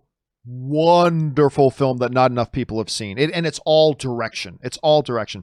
For the first time in WoW, had to pause it in the middle because I asked myself, who directed this? And of course, it was the man himself, Mel Gibson. Bravo, sir, bravo. Listen, he might be an absolute crazy son of a bitch. I don't know. I don't know Mel Gibson personally. But, Rob, there are some movies you can point to that you just go, that movie wasn't the script. It wasn't the performances. It was not that the script wasn't good or the performances weren't good, but there are some movies you look at and you go, that movie was all direction. Apocalypto to me is one of those movies that if you want to see however batshit crazy he may be, how truly good of a director Mel Gibson is, that's a film that really stands out for that. But anyway, Rob, I don't know that you and I have ever talked about Apocalypto. What are your thoughts on the film? Dude, it's a virtuoso piece of filmmaking. I own the Blu-ray, which, by the way, is a very rare Blu-ray. I think the film is it's incredible, and it's just, look, the pressures get to everybody, and being in Hollywood, Mel Gibson, I think one of the great tragedies for film fans over the last 2 decades is that he didn't get to make more movies. And he's a world-class director, maybe one of the best directors of the modern age. And the fact that he's not making a movie every 2 years is just beyond me. Do you remember? This is why I was kind of excited. We got a flashback 3 years ago, I think. Mel Gibson came this close to directing the new Suicide Squad film. Remember that? They had met. It looked like for a little bit that Mel Gibson was going to be directing the second Suicide Squad film. And then for whatever reason, that fell apart. And now we've got the great James Gunn directing it, which is awesome. But it's an interesting thing. All right, last question with Rob here, and then we'll let him go do his stuff. Full Tank Rubes writes, does it surprise you that the budget for Man of Steel was $225 million? I rewatched it and assumed the budget was like $300 million. The visual effects are top notch for 2013 and even looks good today. Plus, the movie is like 90% visual effects. Oh, I'm watching Shawshank Redemption tonight for the first time. I think one of the top 3 greatest movies ever made is Shawshank Redemption. But let's talk about Man of Steel. Listen, no, it doesn't surprise me that it costs that much because I think, I've said for a long time, the money they spend on movies today does not need to be spent. You go back to, I keep pointing back to District 9, not that it's the only example, but it's a great example. District 9, a movie that they spent $30-something million on, that is filled with CGI, world-class CGI, with alien creatures interacting with real live action and environments, stuff like that. It doesn't surprise me that it costs that much. I mean, you maybe even could have made it for a little bit cheaper and still got the results. But I do know, as a visual effects movie, Rob, I thought it was spectacular and I like it. But Rob, speaking specifically to budget, when you look back at Man of Steel now, does the budget surprise you one way or the other? No, I mean, they spared no expense, and I think it's all up on the screen. I think you can absolutely see it. I think it's an incredibly handsome movie. It's got some beautiful visual effects. The realization of two Kryptonians battling over an American city is something we'd never seen anything like that before. It's great, great, great stuff. You as well as I, we're big Man of Steel fans, and I will never understand. It's the one thing I don't. I mean, I understand why people don't like it, but it's because their vision of Superman is wrapped up into being something else. No one ever looks at that movie for what it is and judges it on its own merits, because it's an astonishing piece of work. All right, Rob. Well, for now, we know you've got things you've got to do today, so we'll let you go right now. We'll, of course, see you back on the show tomorrow. But in the meantime, where can people follow you and your adventures online, sir? Well, you can find me on Instagram at Robert Meyer Burnett, find me on Twitter at BurnettRM, and of course, find me on my own YouTube channel, The Burnett Work, and my show, my daily show now, Robservations. All right, dude. Thanks a lot for being here, and I will, of course, talk to you again tomorrow, buddy. Have a good one, man. All right, guys, that was, of course, the one and only Mr. Robert Meyer Burnett. But for now, we still have about 20 minutes to go, so let's keep on going. You know what? Screw time limit. We're going to go as long as it takes to answer all the questions today. Why not? Let's start off the week that way. We're going to answer all the questions that got sent in today, as long as my voice holds up. If it starts to crack, maybe we'll end it here. But anyway, next up, the Aussie John Campea writes, HBO Max has confirmed it won't be coming to Australia, but we get something even better. A service called Binge, which will combine 99% of HBO Max and most of Peacock for only $10 to $18 a month. Downside is there is no 4K option. This will be coming on May 25th. That sounds awesome. Are you kidding me? That sounds incredible. You're going to get a service that is like two of the more highly anticipated ones, NBC, Peacock, and HBO Max, and you get it into one bundled package? That's, and lack of 4K, I don't really care. I honestly think 4K is overrated anyway. A good HD picture, a good 1080 picture on the right TV at the right distance looks beautiful. So I think that sounds great. I'm a little bit envious. Aussie John. Thank you for sharing that information. All right, the Dark Jedi Knight writes, hey, John, enjoyed your video on The Rise of Skywalker. Thank you very much. I also thought if Palpatine was the puppet master, why not just create a Snoke bomb anyway? As a DC fan, I hope you do a regular show on the new DCEU. I'll even be your new Seattle co-host. Working title, Light Side, Dark Side. I get to get Dark Side, get it? No, I'm not going to have any regular DC show, but I had a lot of fun making that Rise of Skywalker video. And again, I tried very hard not to make it a bash video because, the point of the video was, I, as somebody who has liked and even loved all the Star Wars movies that have come out under Disney's watch, the one exception to me is Rise of Skywalker. So I wanted to sit down and analyze why, when all the other Disney era Star Wars movies worked for me, why did this one not? And, I made it very clear in that video, hey, listen, I'm not trying to convince anybody else not to like it. If you like this movie, that's awesome. I'm just kind of doing my own self-introspection about why does this movie not work for me? And I kind of run through the reasons of that. And I like doing it so much, and it took a long time. It took a long time to make that. Myself, I spent a long time on it. Fact checker Jonathan worked a long time on it. It took a lot of energy and a lot of effort, but it was a lot of fun. I'm going to make another one in that sort of series of editorial videos. And I just decided yesterday that the next one I'm going to do, even though I don't think as many people will be interested in it, the next video I'm going to do is called The Case for the Man of Steel, The Case for Man of Steel as the most underrated comic book movie of all time. The Case for Man of Steel. That's going to be my next video, my next editorial video that I'm going to be doing. So I know not nearly as many people are going to be interested in it, but I'm not making it so it can get tons of views. I'm making it because I just want to really, because you guys have been hearing me saying forever, it's the most underrated comic book film of all time. It's a top 10 comic book movie of all time, blah, blah, blah. But I really want to sit down now and put a full video together that much in the same style that I did my Rise of Skywalker video, and really break down why that is true for me. Why it is true for me that The Man of Steel is the most underrated comic book film of all time. Why it is true for me that is like a top 10 greatest comic book movie of all time. And why that's true for me. And people will agree and disagree with it, and that's cool. I'm not trying to change anybody's mind, but that's going to be the next one that I do. That's going to be the next one I do. Thanks for writing that in, man. All right, next up. Johnny Thunder writes, you and Anne would enjoy Zoe's Extraordinary Playlist. I know you said the ads didn't appeal to you, but it is so heartwarming and sweet. The last 7 minutes is amazingly emotional tracking shot. Also, the same choreographer as La La Land and Mandy Moore.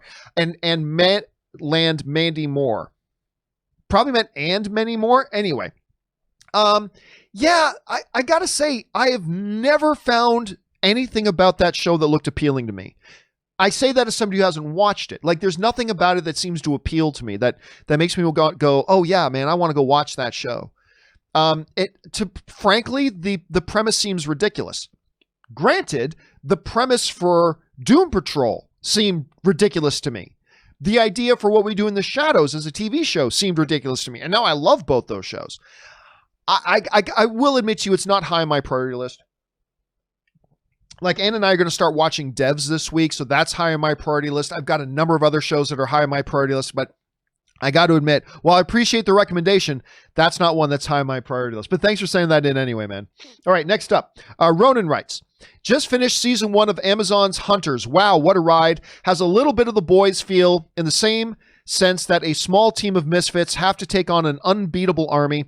I know you don't have time for shows, but when you do get a chance, check it out. See, I was looking forward to Hunters, but then I heard from a number of people that it actually disappointed them a bit. Like, the concept of, you got Al Pacino, one of the greatest actors of all time, in a show with this kind of subject matter, right? It just sounds amazing and unbelievable and all that kind of stuff. But then I had a number of people write to me saying, you know, the first episode or two were quite good. Remember, I haven't seen it yet. They said the first couple of episodes are quite good, but then it really falls off. Now, I haven't seen it yet myself. I wouldn't mind, though, because, again, it's Al Pacino and it's on Amazon Prime, and I really like Amazon Prime's content, so we'll see. Maybe I'll get around to that one. Thanks for the recommendation on that, Ronan. I appreciate it. All right, Wakanda Forever writes, one of two. You don't know what hard times are, Daddy. Hard times are when the textile workers around this country are out of work and got 4 or 5 kids, can't pay their wages, can't buy their food. Hard times are when the auto workers are out of work and they tell them go home. And hard times are when a man has worked at a job 30 years, they give him a watch, kick him in the butt and say, hey, a computer took your place. Daddy, that's hard times. That's hard times. Don't recognize it. It's probably from a movie that I've seen 50 times and I don't recognize it. You know, it's funny. People write in movie quotes and I'll be able to pull out these movies that I haven't seen in 10 years and maybe I've only seen 2 or 3 times. But then sometimes people send in quotes that are from movies I've seen 100 times and I don't recognize them off the top of my head. But yes, that one I don't recognize off the top of my head. See, Wakanda Forever also writes, one of two. The man of the hour, the man with the power. I am the hit maker, the record breaker. I got style and grace and a pretty face. I'll make your back crack, your liver quiver, and if you ain't into this match, then you're at the wrong address. While the other wrestlers are in the back smiling and joking, Dusty Rhodes, the American Dream, will be out front. Woo, woo. That's the natural thing, not Dusty. Cooking and smoking. Dusty Rhodes, whose 2 sons are still wrestlers today. Of course, there was Dustin Rhodes, who was Gold Dust. And Cody Rhodes, who's one of the main guys behind AEW right now, his family legacy is secure. And yeah, he comes from an era where him and Ric Flair, I mean, they were the guys for an era, right? Ric Flair, Dusty Rhodes. And I put him and the Nature Boy kind of on the same level in the history of great all-time mic skills. Yeah, Dusty and Ric Flair were ahead of their time as far as mic skills go. They were 2 of the greats. Let's see. Wakandan also writes, I can't believe it myself. Suddenly I'm on top of the world. Should have been somebody else. That's Greatest American Hero. Next up, if you hear the song I sing, you will understand. Listen, you hold the key. Loves it. Got to just stop sending in quotes because I can't always pull them out. Not everybody understands what we're talking about. Taki75 writes, I think if Suicide Squad and Birds of Prey were good movies, then Margot Robbie's Harley Quinn would be mentioned in the same breath as Hugh Jackman's Wolverine and Robert Downey Jr.'s Iron Man. I disagree. That's a huge leap. That is a huge leap. I don't see anything to back that up. I mean, I love Margot Robbie and I like her iteration of Harley Quinn, but even if Suicide Squad and Birds of Prey were great movies, I think that is a massive, massive leap to go. I think Margot Robbie's would be on the same mention as like the greatest iteration of comic book characters of all time, such as Hugh Jackman, Wolverine, and Robert Downey Jr.'s. I mean, I'd have to understand your reasoning a little bit more, Taki, because I I don't see anything that kind of supports that. Like, I don't see anything that supports that notion. And again, I love Margot Robbie, but I don't see anything saying, oh, if Suicide Squad was a bit better and if Birds of Prey was a bit better, she'd be considered in the same breath as Hugh Jackman and Robert Downey Jr. I don't agree with you, brother. I don't agree with you on that. But then again, maybe if I knew what all of your rationale behind that was, maybe I would see it a little bit more. But just on its surface, I don't see it. Just on its surface, I don't see it, but that's just me. All right, Jordan Matthews writes, hey, John, I just saw Requiem for a Dream for the first time. Sickeningly powerful film, and was blown away. It was completely heartbreaking. What are your thoughts on the movie? I talk about Requiem for a Dream once in a while because it's one of those films that often comes up when you're having the conversation about movies that are great, but you don't know if you can ever watch them again. You know, that's one of those movies to me. It shakes you. And like the character work in it, and I said I thought she won Best Supporting Actress, but I think she was just nominated. Can't remember anyway. And of course, also out of Requiem for a Dream comes that piece of music that start getting used in a lot of different type of movie trailers. But there's that. I thought the movie was powerful. It was shaking, but it's so disturbing. And about, you know, how you can wreck a life. It's difficult to watch, but there's a lot of all-time brilliant movies that are like that. Like Schindler's List is one that comes up all the time. It's brilliant, but it's difficult to watch. Detroit, which came out a couple of years ago. Brilliant movie. Very difficult to watch.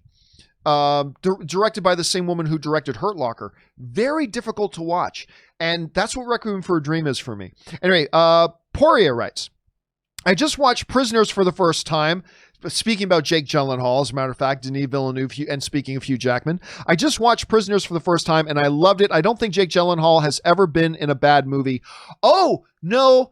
Prince of Persia would like to have a word with you. Yes, I do believe Jake Gyllenhaal has been in bad movies. He was also in that one with, why am I forgetting her name? Anne Hathaway. He was in that one with Anne Hathaway that I didn't think was all that good. Prince of Persia was terrible. He's been in some bad movies, yes. But Jake Gyllenhaal has never given a half-assed acting effort. You know, he's been in some bad movies. That's kind of beyond the actor's control to a degree, but he's never given a half-assed effort. Jake Gyllenhaal is truly one of the treasures in acting for us today, I think. All right, let's keep things going here. Next up, David Crabtree writes, this weekend I sat down and watched a film I unapologetically adore, an 80s sci-fi fantasy superhero classic with a fantastic score, epic set pieces, and one of my all-time favorite villain performances. That film is Masters of the Universe.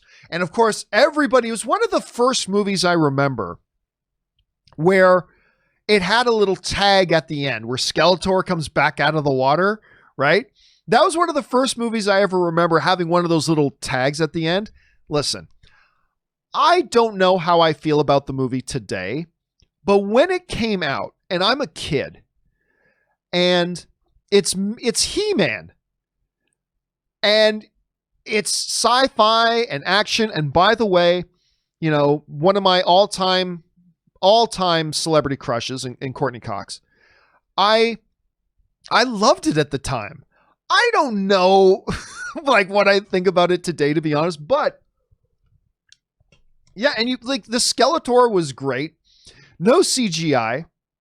I mean, it's truly a special film, but it is about time, David, that they remake that thing. They got to remake it. David also writes, 1 of 3. Something I've pondered in movies, TV shows, and various media. Why is drama considered the default genre? And comedy is more of a subgenre. I don't know if that's true. Take superhero films. I think Shazam is a fantastic superhero film, but when people discuss Shazam, it's prefaced by a superhero comedy, or that's a great superhero film for a comedy. It's as though comedy isn't legitimate fiction as drama, even though I would argue our real life conversations mirror those more closely to Shazam or a show like The Orville than one of the more serious dramas. I do it as well. If I recommend a movie, particularly a genre film, I'll often preface it if it's more of a comedy, but we generally don't do that if it's a straight up drama. Just some food for thought. Well, I think you answered your own thing there, though, David, because like drama is the default of what life is. Life is default. That's the baseline, right? Drama is the baseline. the real life, real things that happen every day, the obstacles we face, the challenges we have to overcome, our victories, our defeats, our good times, our bad. I mean, the baseline of life is the drama of our lives. That's the baseline experience for us. Then whenever you move out of that baseline, you get into the specific genres, right? Comedy. Okay, great. And yes, there's a lot of comedy in real life as well, for sure. But it's still a different genre. There is action in real life, for sure. But the baseline of life is not action. The base life is drama. And then you can get into action in our lives. So I think, that's why I think we go, the baseline is drama. And then when it moves outside of that, we get into discussing the different genres. Because, I think life, while funny things happen in my daily life, the baseline is drama. The baseline is just normal life. Dealing with, do I do this? Do I do that? This was a success. This was a failure. All that kind of stuff. I get it though. Now, I think you raise an interesting issue there, because I think you can have a discussion on the idea of, should we consider one thing a baseline genre of life and then something else a different baseline? I mean, maybe, but I think that's why the way I've always seen it. But I got to say, I've never really thought it out like you just did. So maybe if I thought about it more, I'd come to a different conclusion. But I kind of do get it. Standard baseline experience is life is drama. And then there's more to it than that, but that's when we get into the other definitions when it comes to film. So I don't know. It's an interesting thing to bring up, David. I appreciate that. I'm going to think about that more. All right. Raj writes, one of two. Hi, John. Last week I listened to you and Rob predicting about Warner Brothers let me try this again. Last week I listened to you and Rob predicting about Warner Brothers not to pursue old DCEU vision post Snyder Cut. I thought that with an R-rated billion-dollar comics-based movie at their back, and also Andy Serkis recently saying the new Batman movie is darker than Nolan's, could Warner Brothers follow a two-parallel path approach, producing movies like Wonder Woman, Aquaman to appeal to 4-quadrant audiences, and also films like Batman continuing the Nolan/Snyder legacy to attract traditional fans' thoughts? Well, I'd say the Wonder Woman, Aquaman thing are the traditional fans. That's your traditional comic book movie fare right there. But listen, one of the things I've been saying all along, Raj, is that, and why I was so excited when they announced the Joker movie. Like when they'll all pretend like they didn't, but when the Joker movie first got announced, everybody shit all over it. It's not Joker if Batman's not there. It doesn't make any sense if you're not going to put it into the DCU, and everybody was against it. I was super excited about it. And the main reason I was excited about it is because I don't think everything should be in one big handcuffed, all the same cinematic universe. I think you need to have different stories telling different types of tales with different characters and all that kind of stuff. And one of the reasons I was so excited about Joker coming out and that it would be separate from the DCEU was that it takes the handcuffs off of filmmakers and say, hey, you got a great story to tell?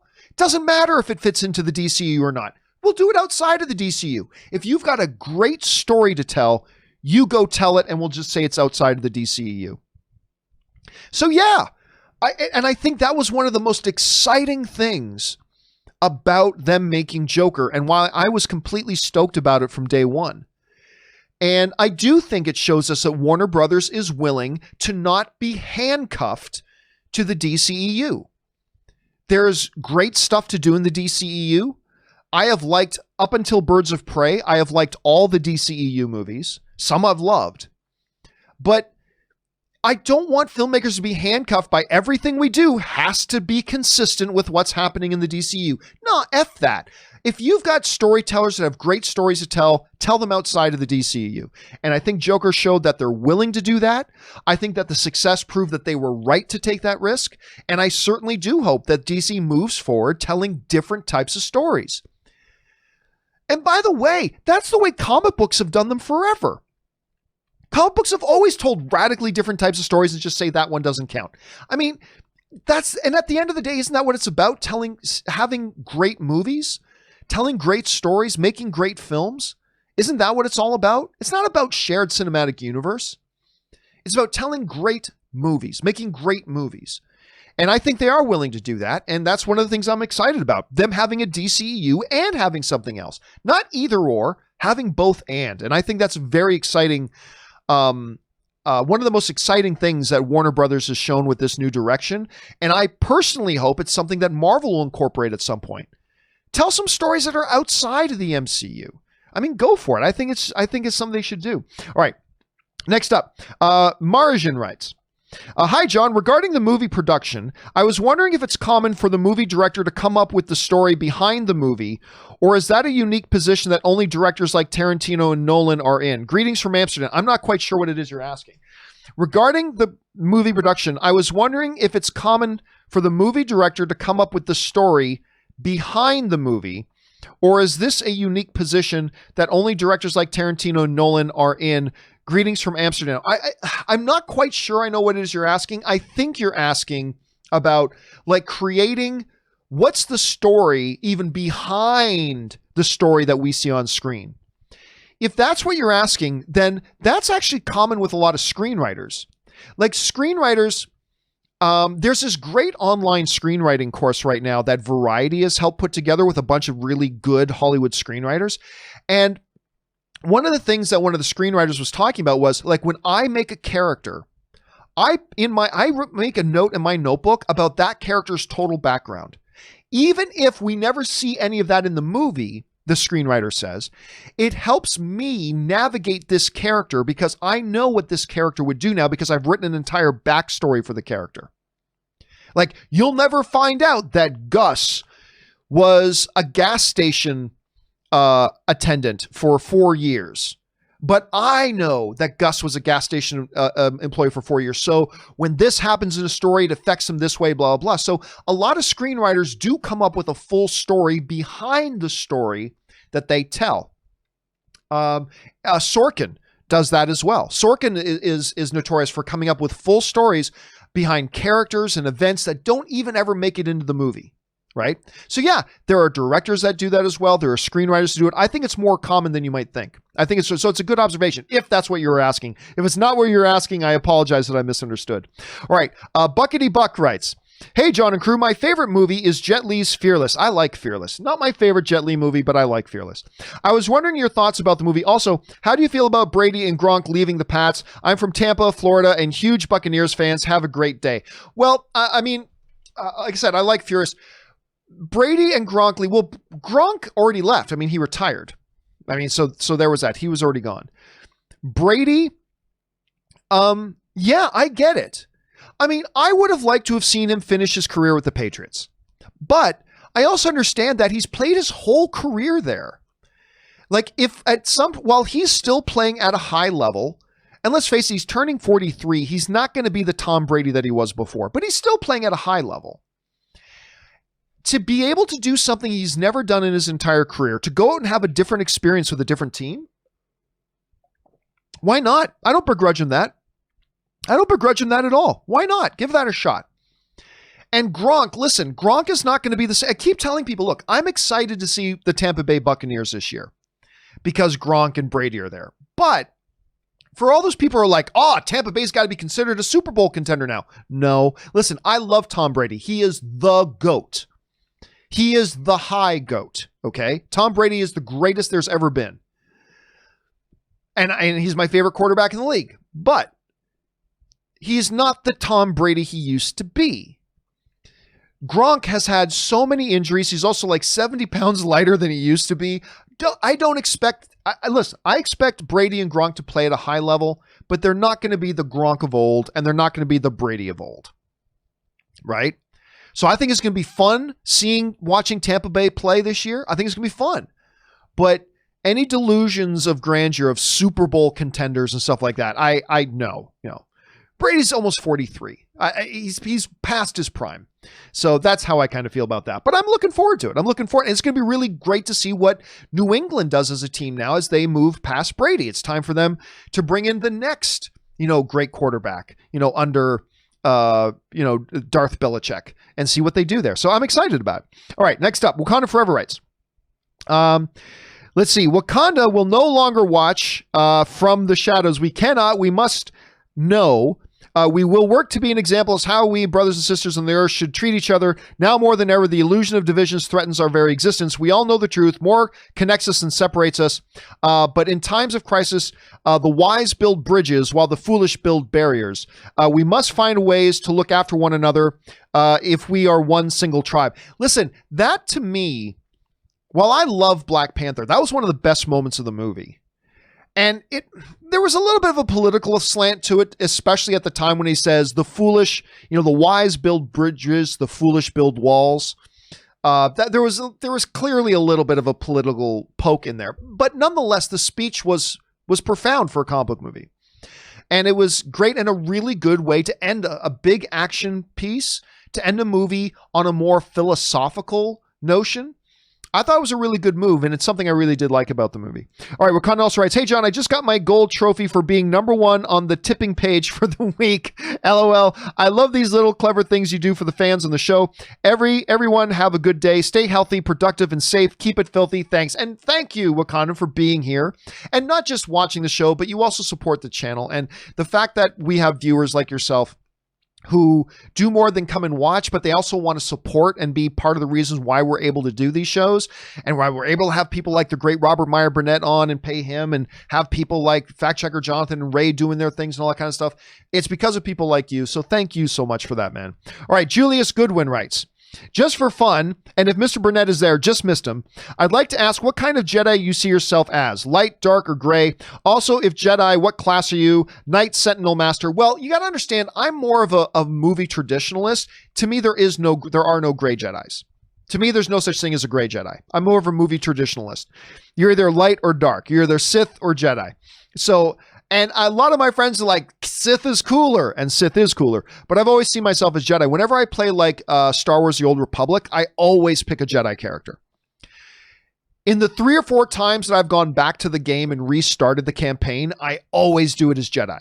Sometimes I do different classes like Sentinel, Knight. There was also another class in there. I can't remember, Diplomat or something like that, where the wisdom is really more of their thing.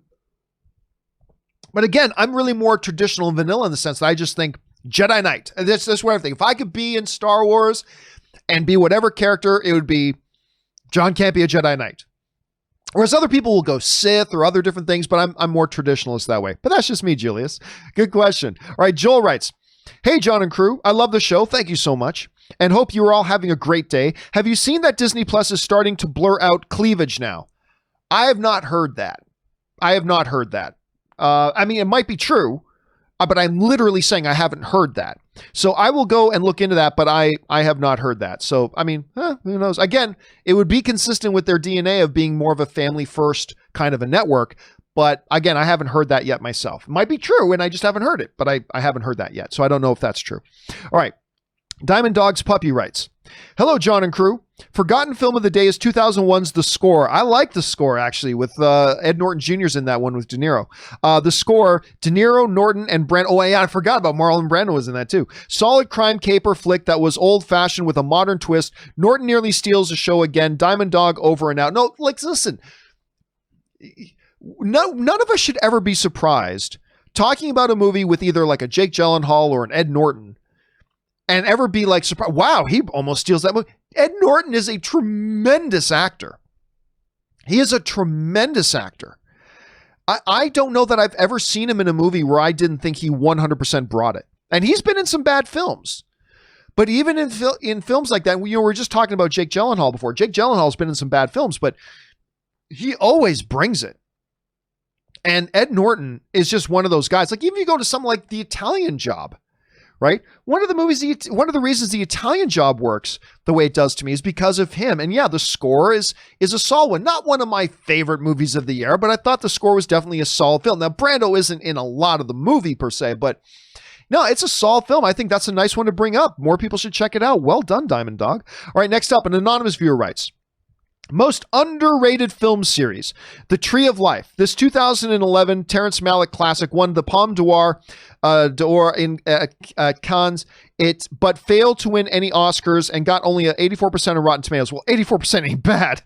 It had a cast of Brad Pitt, Sean Penn, and Jessica Chastain, and man, it was so good. I got to admit, I did not love Tree of Life. I didn't love it, and I was very excited for it, for all the reasons you mentioned. And there's certainly a depth to it. And look, like most of Malick's films, it is a movie. It's an auteur movie, right? But being an auteur movie doesn't automatically mean the movie's going to work. Look at that Jennifer Lawrence movie, Mother, which is just awful. Just awful. But it's clearly a movie made by an artist. It's clearly an auteur movie, but that doesn't automatically mean it'll be good. I didn't dislike Tree of Life, don't get me wrong, but I watched it and I got what he was saying and what he was going for. For me, it didn't click as well as it did for other people like yourself. But listen, don't forget that 84% that's not an only 84% is a wonderful score. So clearly more people agree with you, Anonymous, and agree with me on that. But again, for me, it just was the one that didn't quite equal what I was hoping for, but it was more about the execution. But again, more people agree with you on that than agree with me. That's why it's wonderful that all film is subjective. All right. Raj writes, it proved how underappreciated, I guess Raj was the anonymous viewer. It proved how underappreciated Brad Pitt is as an actor, and also says a lot about HW critics. Not all, Roger Ebert gave 4 out of 4. Worth watching if one wants something out of a film post 2 hours runtime. Well, I'm not sure what you mean. Hollywood critics? Well, again, I don't know what you're talking about, Raj. I mean, the movie got an 84%. I don't know what else you want. And listen, I didn't like the film all that much either. Again, it was very artistic, it's very auteur, and I appreciate it on that level, but I just didn't find that it gave me the experience that other films give me. I don't think it says anything about critics. Just listen, be very careful about ever pulling that, about saying, you didn't like something the way I liked it. Well, that says something about you. Never be one of those people. Never, ever, ever be one of those people. You didn't like something I loved. Well, that says something about you. No, it doesn't. It says that films are subjective. We all watch movies and we all have different experiences with them. For some of us, it comes out one way. For some of us, it comes another. And by the way, the vast, vast, vast majority of critics did like the movie. The vast majority of them loved the movie. But some of them, like myself, didn't. I don't think that says anything about people who didn't like it any more than I think it says anything about you, because you did like it on that level. So just be very careful never to be one of those people, because those are the worst. Gareth Couch writes, over under 20%, we get a true Injustice movie in the next decade. It's one of my favorite storylines in a while. It's big enough for today's zeitgeist for that treatment, or am I off my hinges? It won't happen. What we could get is an animated version straight to home video. That could happen. Listen, the story behind most people think of Injustice Gods Among Us just as a video game, but the story behind it is amazing. And by the way, the graphic novel, the comic series they put out about it, Injustice Gods Among Us Year 1, is to me one of the smartest written comic books I've read in a number of years. I just devoured that series. I picked it up, started reading it, and I did not finish till I was done. Like, I couldn't stop reading it. Yeah, I was reading it at home, read it through the night, went to the airport, reading it while I was going to the airport, read it on the plane, got off the plane, went to my hotel, and continued reading it all night till I was finished the entire run.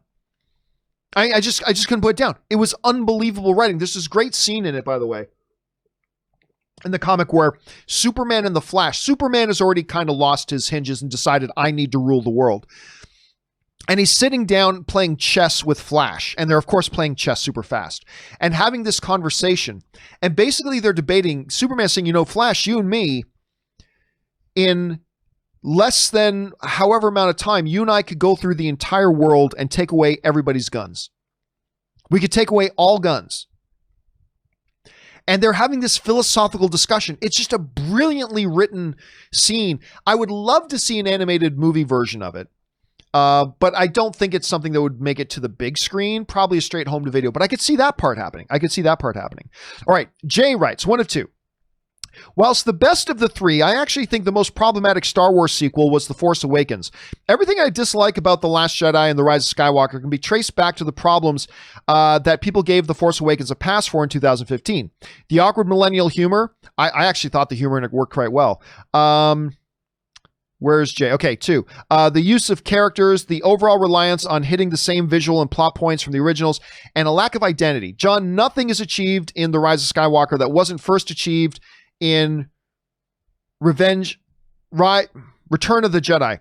Why exist then? I wish episode 7 had set us on a different path. I disagree, but that's the beautiful thing about it. I thought the Force Awakens was a fun, incredible return to Star Wars. And it's one of those movies that the more I watched it, the more I appreciate it. I never liked the whole Rathar scene with the monster getting loose on the ship. I've always hated that scene. But aside from that, to me, it's just wonderful. And, for a lot of years, people complained that they haven't got what they feel was Star Wars again. So there was an onus on JJ to incorporate more of the familiar back into Star Wars to get everybody back on board. And it worked. The Force Awakens, and again, it's all subjective. So it may not have worked for you as well. And that's perfectly fine. Nothing wrong with that. But for me, The Force Awakens hit not all, but most of the right notes. The vast majority of audiences really adored it. Critics adored it. It was huge financially successful. It was just a really great, fun movie. And unfortunately, the lack of an overall plan started to catch up with them after that. It did. And, I know a couple of people that didn't appreciate The Force Awakens. And again, same thing with me not appreciating Tree of Life. I mean, that's film subjective. Nothing wrong with that. And it didn't work for you. That's totally cool. But yeah, I got to say, for me, it was a good balance of introducing new while incorporating the old. It was a good way to kick off this new era to bring everybody back in. They didn't follow up on it as successfully, which is unfortunate, but I thought it was a good start. I personally thought it was a really good start. But hey, man, you're not alone in that opinion. There are others who have your opinion on that too, and I appreciate your perspective on that. All right, James Argento writes, watch the first 2 episodes of Stargirl. It reminded me of a combination of high school years of Smallville, an 80s Spielberg movie, including Henry Thomas's Dr. Midnight, and a John Hughes coming-of-age movie. Note, episodes are longer on the DC universe. Yeah, somebody else was writing in to say that a few minutes were cut out for the CW version of it, probably to accommodate commercial time and things like that, which they didn't have to worry about making it for the DC streaming service. I had no intention of watching, but I think I'm going to have to get around to checking that one out, James. I think I'm going to have to check that out. You know what? I think today, I'm going to go and sit down and watch the first episode or 2 of Stargirl. I'm going to do it today. It's only 1 or 2 episodes. I think I'll go do it. And I do have the DC streaming service, so I'll go and watch it on the DC streaming service to make sure I get all of it. So I get the extra minutes in there as well. So that's what I'm going to do today, James. Thanks for bringing that up. All right. Let's see. Next up, Fabian Vegas writes, if you think about it, Star Wars isn't that good a franchise according to the fans. Episodes 1 through 3 were barely received, as were Solo and episodes 8 through 9. That means that 6 of the 11 films were received with mixed reviews. Pretty interesting. Love the films, though. I mean, that's the thing. The main love of Star Wars, particularly for me, if you take out the original trilogy, is my life filled with Star Wars? No. Are my collection shelves filled with various Star Wars things? No. Do I still like Star Wars? Yes, but it's all rooted in the original trilogy, which are the greatest movies ever made.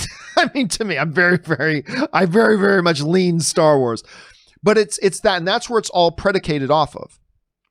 But listen, I've had this discussion with people before. Like I say, to me, Star Wars is the greatest thing of all time. And then people say, but you didn't like the prequels. I said, that's true. But listen, the Toronto Maple Leafs, right? To use a sports analogy, the Toronto Maple Leafs, by far, psychotically more than anything else in sports, are my absolute favorite thing in the world, right? But ask me if I think they've been a very good team the last, I don't know, ever since I've been alive. No, they're not. They've been terrible, as a matter of fact. But they are my favorites. It is just, I bleed blue and white. I yearn for the day to see them go back to the Stanley Cup. Because they've never been to the Stanley Cup in as long as I've been alive. Truly, not hyperbole. They haven't even been to the Stanley Cup finals as long as I've been alive. But they are my favorite things. Star Wars, it's that original trilogy that becomes the anchor for everything. And it, by the way, it's the original trilogy that becomes the measuring post by which all other things are measured. And even though I didn't like the prequels, it doesn't at all shake my love of the franchise as a whole. Much like the Toronto Maple Leafs can have a terrible season, it doesn't shake my love for the franchise as a whole. I love The Force Awakens, but The Force Awakens isn't anywhere near as good as the original trilogy. So it didn't increase my love for it, but it doesn't take away. I didn't like Rise of Skywalker, but that doesn't take away my love for the overall franchise as a whole, right?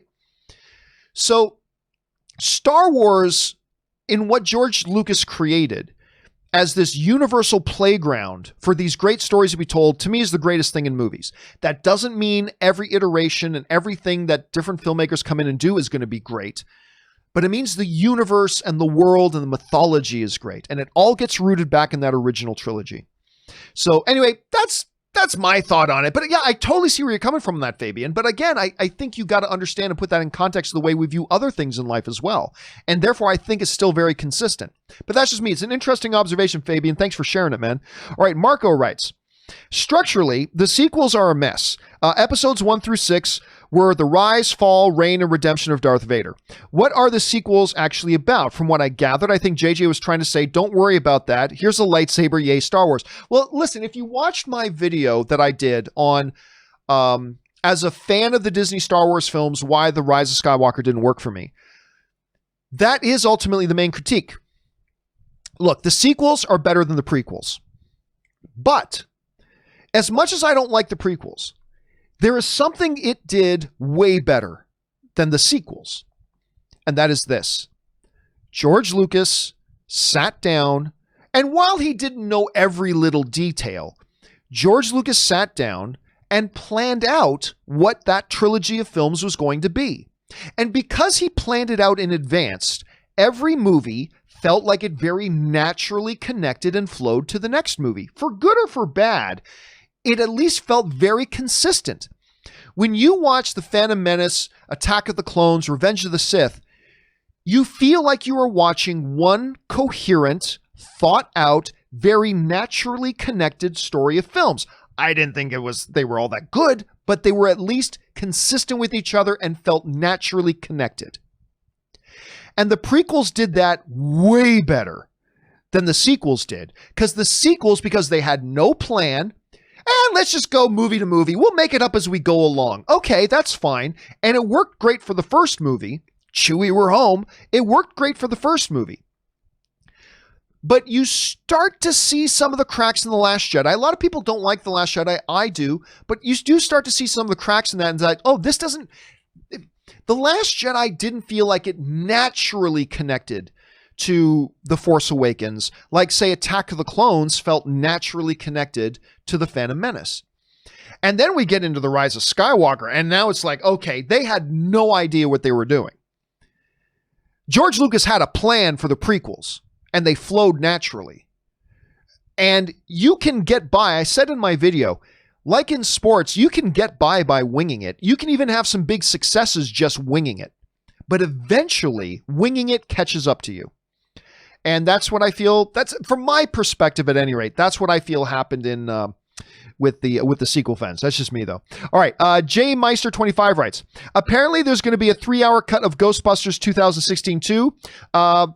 Falcon, everyone's got a cut now. No, I think he was just, look, I don't think, nobody was saying there's going to be that. I think Paul Feig, the director of that, was just saying, hey, yeah, I could do it. I don't think there's actually going to happen, though. I don't think you have to worry about that. I do not think that is actually going to happen. Not in the least. All right, Glenn Tracy writes, this is long-winded, and the idea could be torn apart by someone with a bit more knowledge of the MCSU, I'm not sure what the SU is, than me.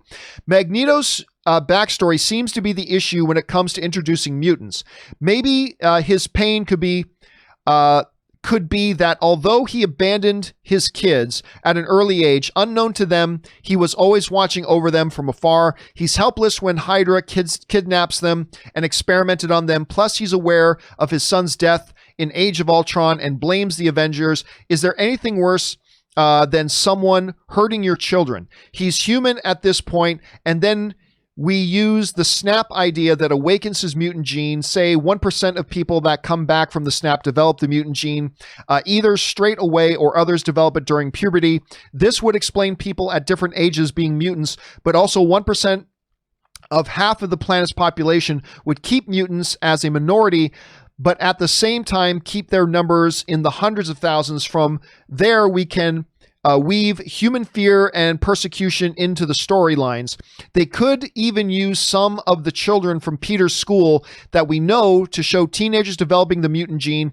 I know you're against using the snap, so I pass it over to you to rip it apart. Anyway, Glenn, excellent, well thought out thesis there. That is a well thought out thesis. And I think you've connected all the dots. And by the way, thank you for writing that out so thoroughly. I think you do a really good job connecting all the dots. And I can't tear it apart because I think you connect that very well. Here's the one issue I have with it that becomes kind of the trick, if you will. Here's the trick.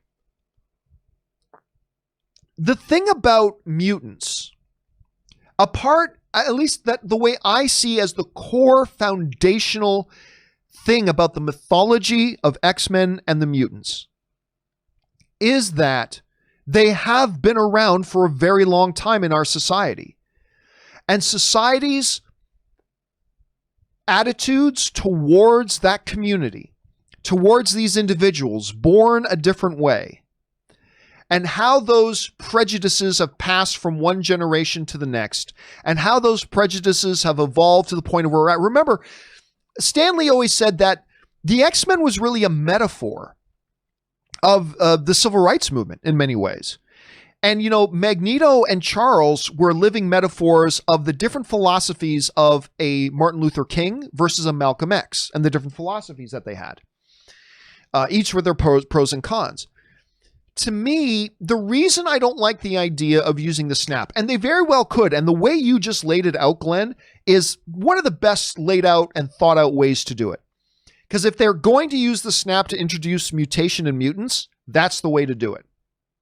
However, using the snap to do it takes away the entire history and the underlying social idionisms, if you will, of what mutants have been in the world and the political allegorical relationship they have to the world that they're in. It takes all of that away.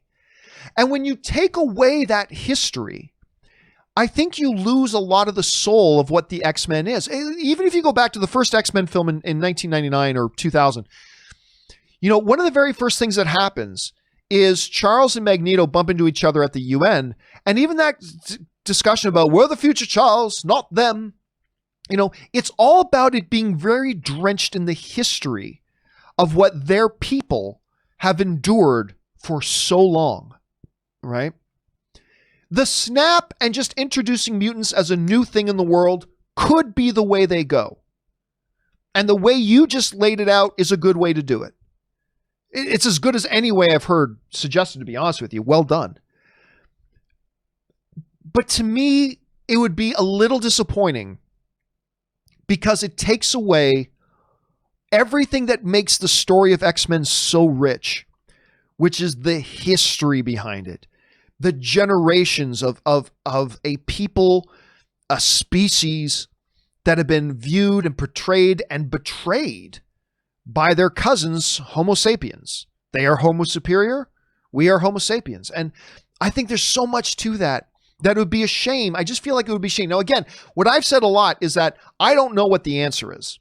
I don't have the better way to do it because trying to do it with all that history presents other problems. So I don't know the right way to do it, but yours is the best thought out way I've seen so far. I still don't think you make Magneto Wanda's dad. I don't think you can do that in the MCU, but I think a lot of the other stuff you've pointed out there is very well thought out. Well done, Glenn. Well done indeed. All right. Josh writes, let us not forget how despicable the prequel hating fandom was in the 2000s, the worst fandom era, bullied kids who liked the prequels relentlessly online, nearly bullied Jake Lloyd and Ahmed Best into suicide. Imagine if they had Twitter and Instagram in 2000. It wasn't, listen, as somebody who was in that era, it wasn't nearly as bad. Listen, the treatment that Ahmed Best got was deplorable, because while Jar Jar Binks is terrible, that wasn't Ahmed Best's fault. Ahmed Best was an actor who got the chance of a lifetime and got given a Star Wars character, and he did exactly what the directors and them asked him to do.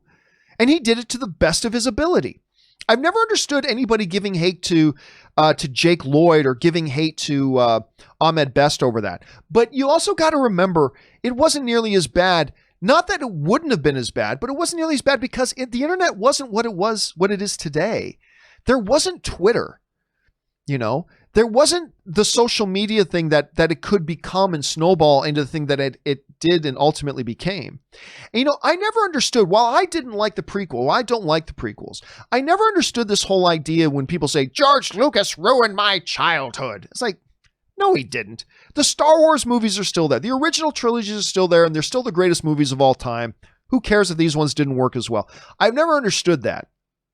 But no, it wasn't, as somebody who has lived through both eras, it wasn't as bad or as toxic as it got with these new movies. It wasn't as bad or as toxic. Maybe they would have been as bad if Twitter had been around at the time, but it wasn't as bad. It wasn't as bad. It wasn't people calling for George Lucas to be fired. He owned Star. It wasn't, it didn't reach that level, but it did get bad in its own context. And that's just the dark side of fandom, man. It's the dark side of fandom. I never understood things getting that dark. I mean, I would joke at the time, friends don't let friends watch the prequels, but I would always say I was joking. I mean, if somebody likes the prequels, that's awesome. I want everybody to love every movie they watch. But yeah, I mean, people shouldn't forget, there might be some people that are too young to remember that it did get really negative, right? People made documentaries about how Star Wars had let them down because of the prequels and the people versus George Lucas and all this kind of stuff. It was bad, but I got to say, as somebody who's lived through them both, it wasn't as bad. It wasn't as bad. But hey, listen, bad is bad, man. Bad is bad. All right, Doug Ternovian writes, hear me out. Cliff Clavin from the hit series Cheers is a, wait for it, energy vampire. It explains a lot. Well, Cliff, played by John Ratzenberger, who is the only voice actor to appear in every single Pixar film. John Ratzenberger, who is the voice of the Piggy Bank in Toy Story, he does at least one voice in every single Pixar film. Anyway, he was Cliff Clavin on Cheers, of course. I don't know. People seem to love him. I mean, certainly Norm and him were best friends, so I don't know. But I see where you're going from that nice little connection of What We Do Into the Shadows to Cheers. I see where you're going with that. Nice way to expand the mythology there, Doug. All right, next up, we've got KW Garrett 83 who writes, I'm a couple of days behind on your content, and I was going to watch the Snyder Cut discussion from last Thursday show, but no standalone video for that segment exists on your channel. Did I miss something? Guess I can scroll through the segment in full show. Yeah, so what I normally do on my channel, I do the show, right? But, for instance, today's show, one of the issues we discussed was Steve Carell's Irresistible is going straight to streaming. If you're on YouTube searching for Steve Carell's movie Irresistible going straight to streaming, you're not going to find this full episode on YouTube because that's not the title of this video. So you're not going to find it. So what I do is at the end of every show, I take the show and then I chop up all the individual segments and put them on YouTube. So people who are searching for a specific topic can find that topic, because otherwise they wouldn't have found the main show. And a lot of the subscribers we get to the John Campea Show YouTube channel come from people who find our content through those individual segments. So that's why I chop up those segments, put them out so people can discover them and find them, and then that leads them into the main channel and show. I did not put up a standalone segment of the Snyder Cut discussion because the segments are meant to be between 5 and 10 minutes long.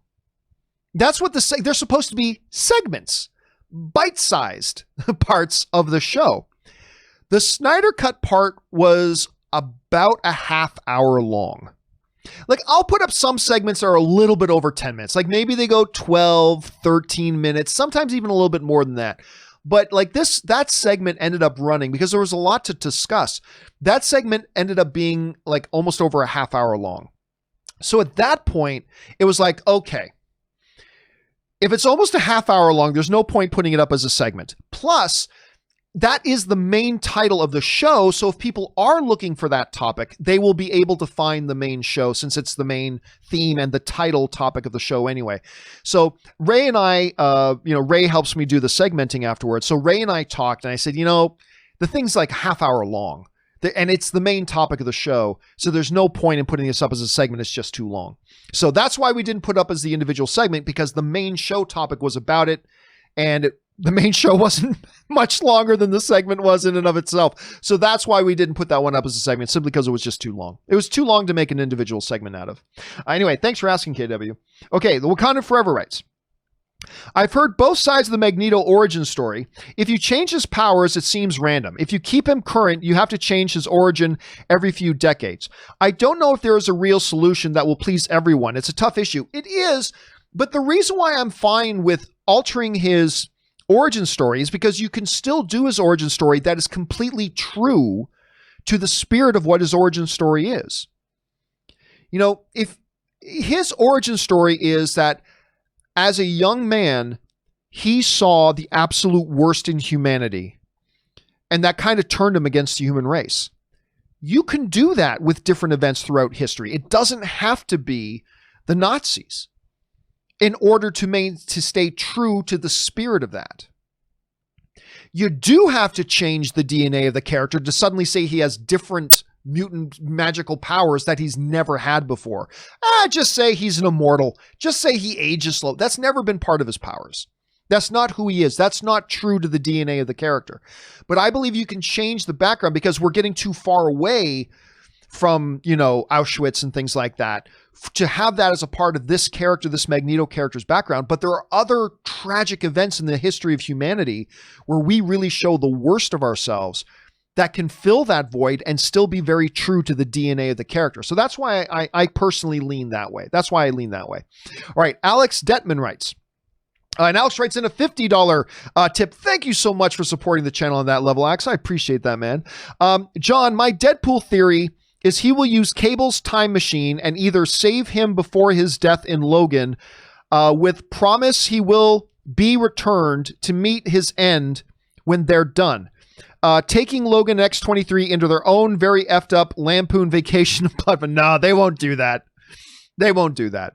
Listen, the reason they're not doing another Deadpool or Wolverine with Hugh Jackman is not because, we can't because we killed Hugh Jackman's Wolverine.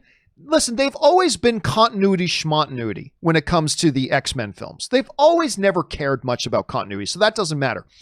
The reason they're not doing more Hugh Jackman as Deadpool is not because they killed him in Logan. It's because Hugh Jackman doesn't want to do it anymore. He's over it. He's done. He did it for nearly 20 years. He gave us decades of him playing that character. And he's done. He's done. He doesn't want to do it anymore. So no, it has nothing to do with them needing to come up with like a narrative hook to do it. It's like, if only, because don't forget, Logan, the movie, takes place in the future. So they wouldn't even need to worry about that. If they wanted to do a Deadpool movie or a Hugh Jackman as Wolverine thing today, it's not even inconsistent with Logan because Logan takes place a little bit in the future. So they'd be perfectly fine. But no, ultimately, the reason they're not going to give us another one is not because they don't have a narrative way to do it. It's because Hugh Jackman doesn't want to play the role anymore. He gave it to us for as long as he could. He went out on the highest of high notes. I thought Logan was the best film of the year it came out. And that's ultimately the reason. And listen, Alex, because that's a $50 question, we will answer it in its own standalone video as well. Give us a couple of weeks. We're still getting caught up on them. But in a few weeks, keep your eyes open. We'll see that answered again there. Thanks again for the support, man. Okay. Next up, Alex also writes, I know it's far-fetched, but I think Ryan Reynolds wore Jackman down for a one-off return in Deadpool 3, and what better way to do it? On a side note, I spend an hour of your show with some of my COVID patients every day, and you do make a difference, my guy. Hanks Hank's a fan. I don't know what you mean by Hank's a fan. Oh, you do make a difference. My guy Hank's a fan. I am sure you don't mean Tom Hanks, because if Tom Hanks was a fan of this show, I would be able to fulfill one of my wife's lifelong dreams of meeting Tom Hanks. But I fortunately have never been able to do that. Listen, what I do think is possible is that while I don't see Hugh Jackman coming back as Wolverine, what I do think is possible is a cameo. I think he could still pop up in a quick cameo. That could happen. Because that wouldn't require Hugh Jackman to go back to his 3-hour-a-day workouts and eating a certain diet that Dwayne "The Rock" Johnson gave him and working his ass off. You could just have him pop up in a cameo. You could do that, but seeing him come back in a film and playing a main character like Cable played in Deadpool 2, I don't think that's going to happen. Hugh Jackman seems pretty over that. I think he seems pretty over it. But hey, if they did it, I'm all for it. I'm 100% all for it if they did. All right, Alex also writes, I know it's far-fetched, but I think, you accidentally wrote it twice. It was so important to you, you wrote it twice. Thanks for that, Alex. All right, Wakanda Forever writes, a what-if scenario. We saw the Conor Floyd fight, and Conor lasted 10 rounds. If the roles were reversed, and if Floyd took a year and trained in MMA and had time to complete a full training camp, how do you think Floyd would do against Conor McGregor in the octagon? Floyd Mayweather would have his legs broken. He would have 3 broken ribs, 2 snapped legs, and a broken arm in about 45 seconds. Floyd Mayweather would get destroyed by any MMA fighter. But Floyd Mayweather would get utterly, completely annihilated. I said it before, and people think I was joking, and I'm not. Ronda Rousey would have beat the shit out of Floyd Mayweather in a cage. Ronda Rousey would have broken both of Floyd Mayweather's legs. And 1 year does not turn you into a mixed martial artist. I'm sorry, but 1 year doesn't do it. Conor McGregor, that fight would not last 1 minute. Conor McGregor would land one well-placed leg kick, and Floyd Mayweather would drop like a sack of potatoes, and then Conor would get on him and just either choke him out at his leisure or smash his face in with ground and pound. It's just that simple. No boxer can get into a mixed martial arts ring and into an octagon and actually fight a mixed martial artist. Can't happen. That said, there is no mixed martial artist that can get into a boxing ring under the limited rules of boxing and beat Floyd Mayweather. Not going to happen. Not going to happen. No way. No MMA fight. I don't care if you're George St. Pierre.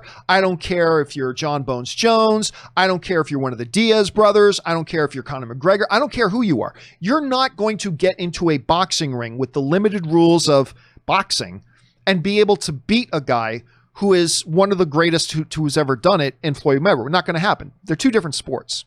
But yeah, make no mistake about it. Mayweather doesn't last 1 minute. Not 1 minute. In a cage against a Conor McGregor. And he knows that. That's why he'd never do it. Because he'd have every bone in his body broken. I mean, he knows that. But he could fight Conor McGregor in a boxing match 50 times. He's going to win every single time. He's going to win every single time. But in an MMA ring, no chance. No chance in hell. All right, Ethan Holgate writes, John, I hear you talking about the money they need to finish the Snyder Cut. I'm thinking, what if they need a lot to finish? Maybe there's visual effects already done by Whedon. They could redo, they could reuse for less money to be spent. Maybe 30 million is all they need. But again, if they do it that way, that's compromising. That would be a compromise, right? Okay, if we only have 30 million, maybe we compromise by cutting corners here, reuse that, blah, blah, blah. I mean, yeah, it's possible. It's possible. I just don't see how, if they have as much work to do as the article suggests that they do, I don't see how it's possible for them to do it truly, properly, without major compromises. But yeah, if you're going to do it making compromises like that, there's definitely ways to do it. There's definitely ways to do it. Just not the ideal way that they would be doing it if this was a major theatrical motion picture release film in the theaters. But other than that, if there are compromises to be made, I'm sure there's ways they can do it. I'm sure there are ways to do that. So I think you're right about that, Ethan. All right. Wakanda Forever also writes, we can all use a breath of fresh air. Always remember these words. There's no need to fear. Underdog is here. Underdog. Here I come to save the day. Here comes Darkwing Duck. When there's trouble, you can call Darkwing. Who you going to call? Hope everyone has a good day. Man, those are some characters I've not watched in a long time. An anonymous viewer writes, I am confused about the statements to the Snyder Cut. What does recording of additional dialogue mean? Do they want to change lines in movie scenes? Wouldn't that look weird? Or do you think they want to use animated scenes, voiceovers to connect the scenes? Okay, so what our anonymous viewer is asking is that in the Hollywood Reporter article where they interview the Snyders, they say there is a possibility they may bring back some of the talent to record additional dialogue. That is something that happens in every movie post-production, right? Whether it's words being said off screen, like for instance, this happens all the time. So you got two characters talking, right? Face to face. So you got one camera angle like this, where you can't see this character. You see this character's face and this camera's now off camera. And then they cut to another angle where you see this character's face and the other character's off angle. What they'll often do is they may want to throw in additional dialogue that changes some things up, but instead of bringing back the actors to act out the scene again, which would be cost prohibitive and schedule prohibitive, they just record additional dialogue to play while the character's off screen to add things, right? Whether it's narration, changing some of the dialogue, all that kind of stuff. So that's a part of every movie, or just about every movie. Actually, Erin Cummings was in here the other day, and she was talking about that she just recently had to go and do ADR, some sound booth recording for a film she's already shot. Right? So they're not changing anything that you see on screen, but they're going to change some of the dialogue and clean up some of the dialogue that maybe wasn't captured properly on set. It happens with every movie. So yeah, them saying they may have to bring in some of the talent again, not to put on the costumes again and appear on camera, but rather to just record additional dialogue. I have a feeling that's closer to what it is they're talking about. But I don't know for sure. I'm not in the room, but that's probably what they mean. Preston Bell writes, hey, John, hope you had a great Memorial Day weekend. I did have a great weekend. Thank you so much for asking. Can't wait to see the Snyder Cut. By the way, how come Chris hasn't been on your show lately? Thanks. Well, I've explained this about a dozen times, but I'll mention it again. Right now, I have a rule where I'm not allowing any more than one person in my house at a time. That's just a quarantine lockdown rule that I'm following for myself. No more than one person in the house at a time. I tried doing Skyping with Aaron and Chris, and it just didn't work. They just don't have the appropriate internet that supported. You guys probably saw the episode where I tried doing the show with Chris and Aaron over Skype, and it just didn't work. It doesn't meet the quality standards that I need. Unlike Rob, who's got very, very high-speed internet and a specific studio set up at home, so it looks great when he's on. So I realized, okay, if I'm going to have Aaron or Chris on the show, I need them here in studio because the internet stuff didn't work with them as well. But I was only having one person at a time.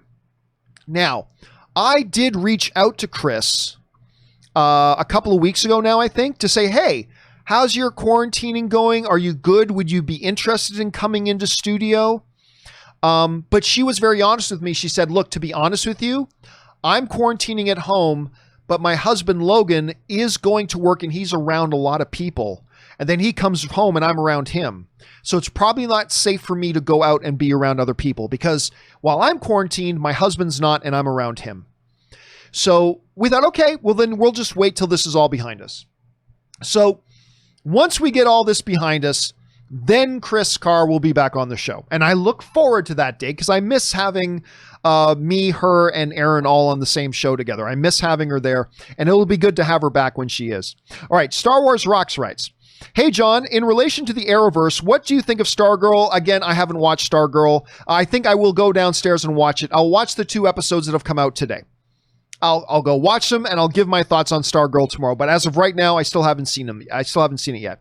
All right, James Bonner writes, while watching Iron Man 3 the other day, I noticed the actress Rebecca Hall was in the movie. That's right. And I love Rebecca Hall. If you have not seen the movie she was in with Scarlett Johansson and Penelope Cruz and Javier Bardem, directed by Woody Allen, it's called Vicky Cristina Barcelona.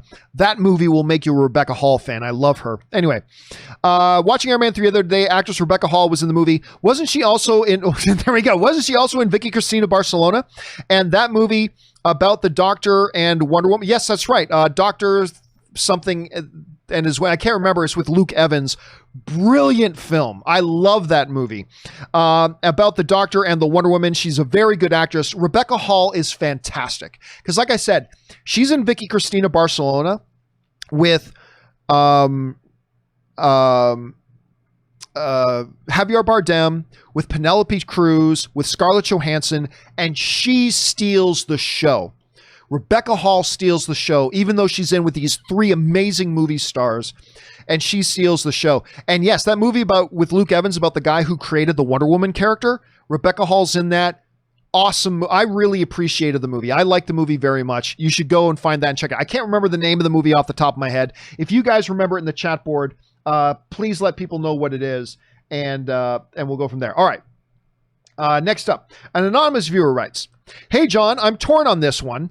Metalocalypse was a huge inspiration for me growing up." That was directed by one John Schnepp, by the way. With Deathlock's story not getting a proper ending. If Adult Swim ever gave the okay to finish it, who do you think could honor Schnepp by finishing it, if anyone? I generally don't. I never do X director directing X movie. I never do that. As long as you get a talented director, that's all that matters. Like, I don't do the whole X actor in X role or X director directing X movie. All I care about is get a good director. As long as it's somebody with a little bit of a track record and they're good, that's fine. And yeah, if they wanted to do that, great. But just understand, you're not going to get another John Schnepp. There was only one John Schnepp. So you'd have to do what like Will Smith did with Aladdin. Made Genie his own, while still paying some honor to Will Smith in it. So you'd have to do the same thing if you were to do it. But as long as it's a good director, it would be a good director. All right. Next up, Stubble McShave writes, my voice is starting to go, guys. We're approaching 3 hours today. Stubble McShave writes, a report on the rebate of the Wheel of Time production in Czech Republic indicates that they spent $75 million for 8 episodes. This doesn't include the salaries for most of the cast and crew. Normally, a budget does include salaries for cast and crew. Normally, that does include that. Anyway, it doesn't cover most of the production costs either. It indicates $15 to $25 million per episode. Yeah, whenever you see production budgets always include the cost of cast. So I don't know where you're reading that says that doesn't include salaries for cast and crew. That is the production. That's all included in production costs. So I'm not sure where you're reading that. Do me a favor, Stubble. Email me at john@thejohncampeashow.com with a link to the article that you're reading, because whenever you see production costs, that includes above the line costs. Cast is all above the line costs on production budgets. So that is a part of it. Unless there's something very specific they're talking about, it is all included in there. So $10 to $25 million per episode is a healthy budget for a show like that. All right, Star Wars Rocks writes, hey again, John, I'm just wondering if Ruby Rose has a YouTube channel because... I'm wondering if Ruby Rose has a YouTube channel because, correct me if I'm wrong, but didn't she originally make a video saying she wanted to be an actress? I'm just wondering. I have no idea. I don't know anything about Ruby Rose. I know she was in The Meg. I know she was in Orange is the New Black. I know she was Batwoman. I didn't mind her as Batwoman, to be honest. I only watched a few episodes and the show didn't really work for me, but I thought she was fine. She's stupidly beautiful. I mean, she's disarmingly gorgeous. But whether she made a video saying she wants to be an actress, whether that went on YouTube, does that mean she has a YouTube channel? I have no idea. That's an easy enough thing to go and look up, though. But I have no idea. And by the way, lots of people made videos before there was YouTube. Just saying. A lot of people have made videos before YouTube was around, so that doesn't necessarily mean she's got a YouTube channel. But you can easily go and look that up, I'm sure. Alex Detman writes, I'm going to send pics of all your fans and our patients that your show brings joy to while these brave souls fight COVID. You're not an effing nobody here at CDH in Chicago. You're an impact on them when they can't see their families, and they got me for company. That's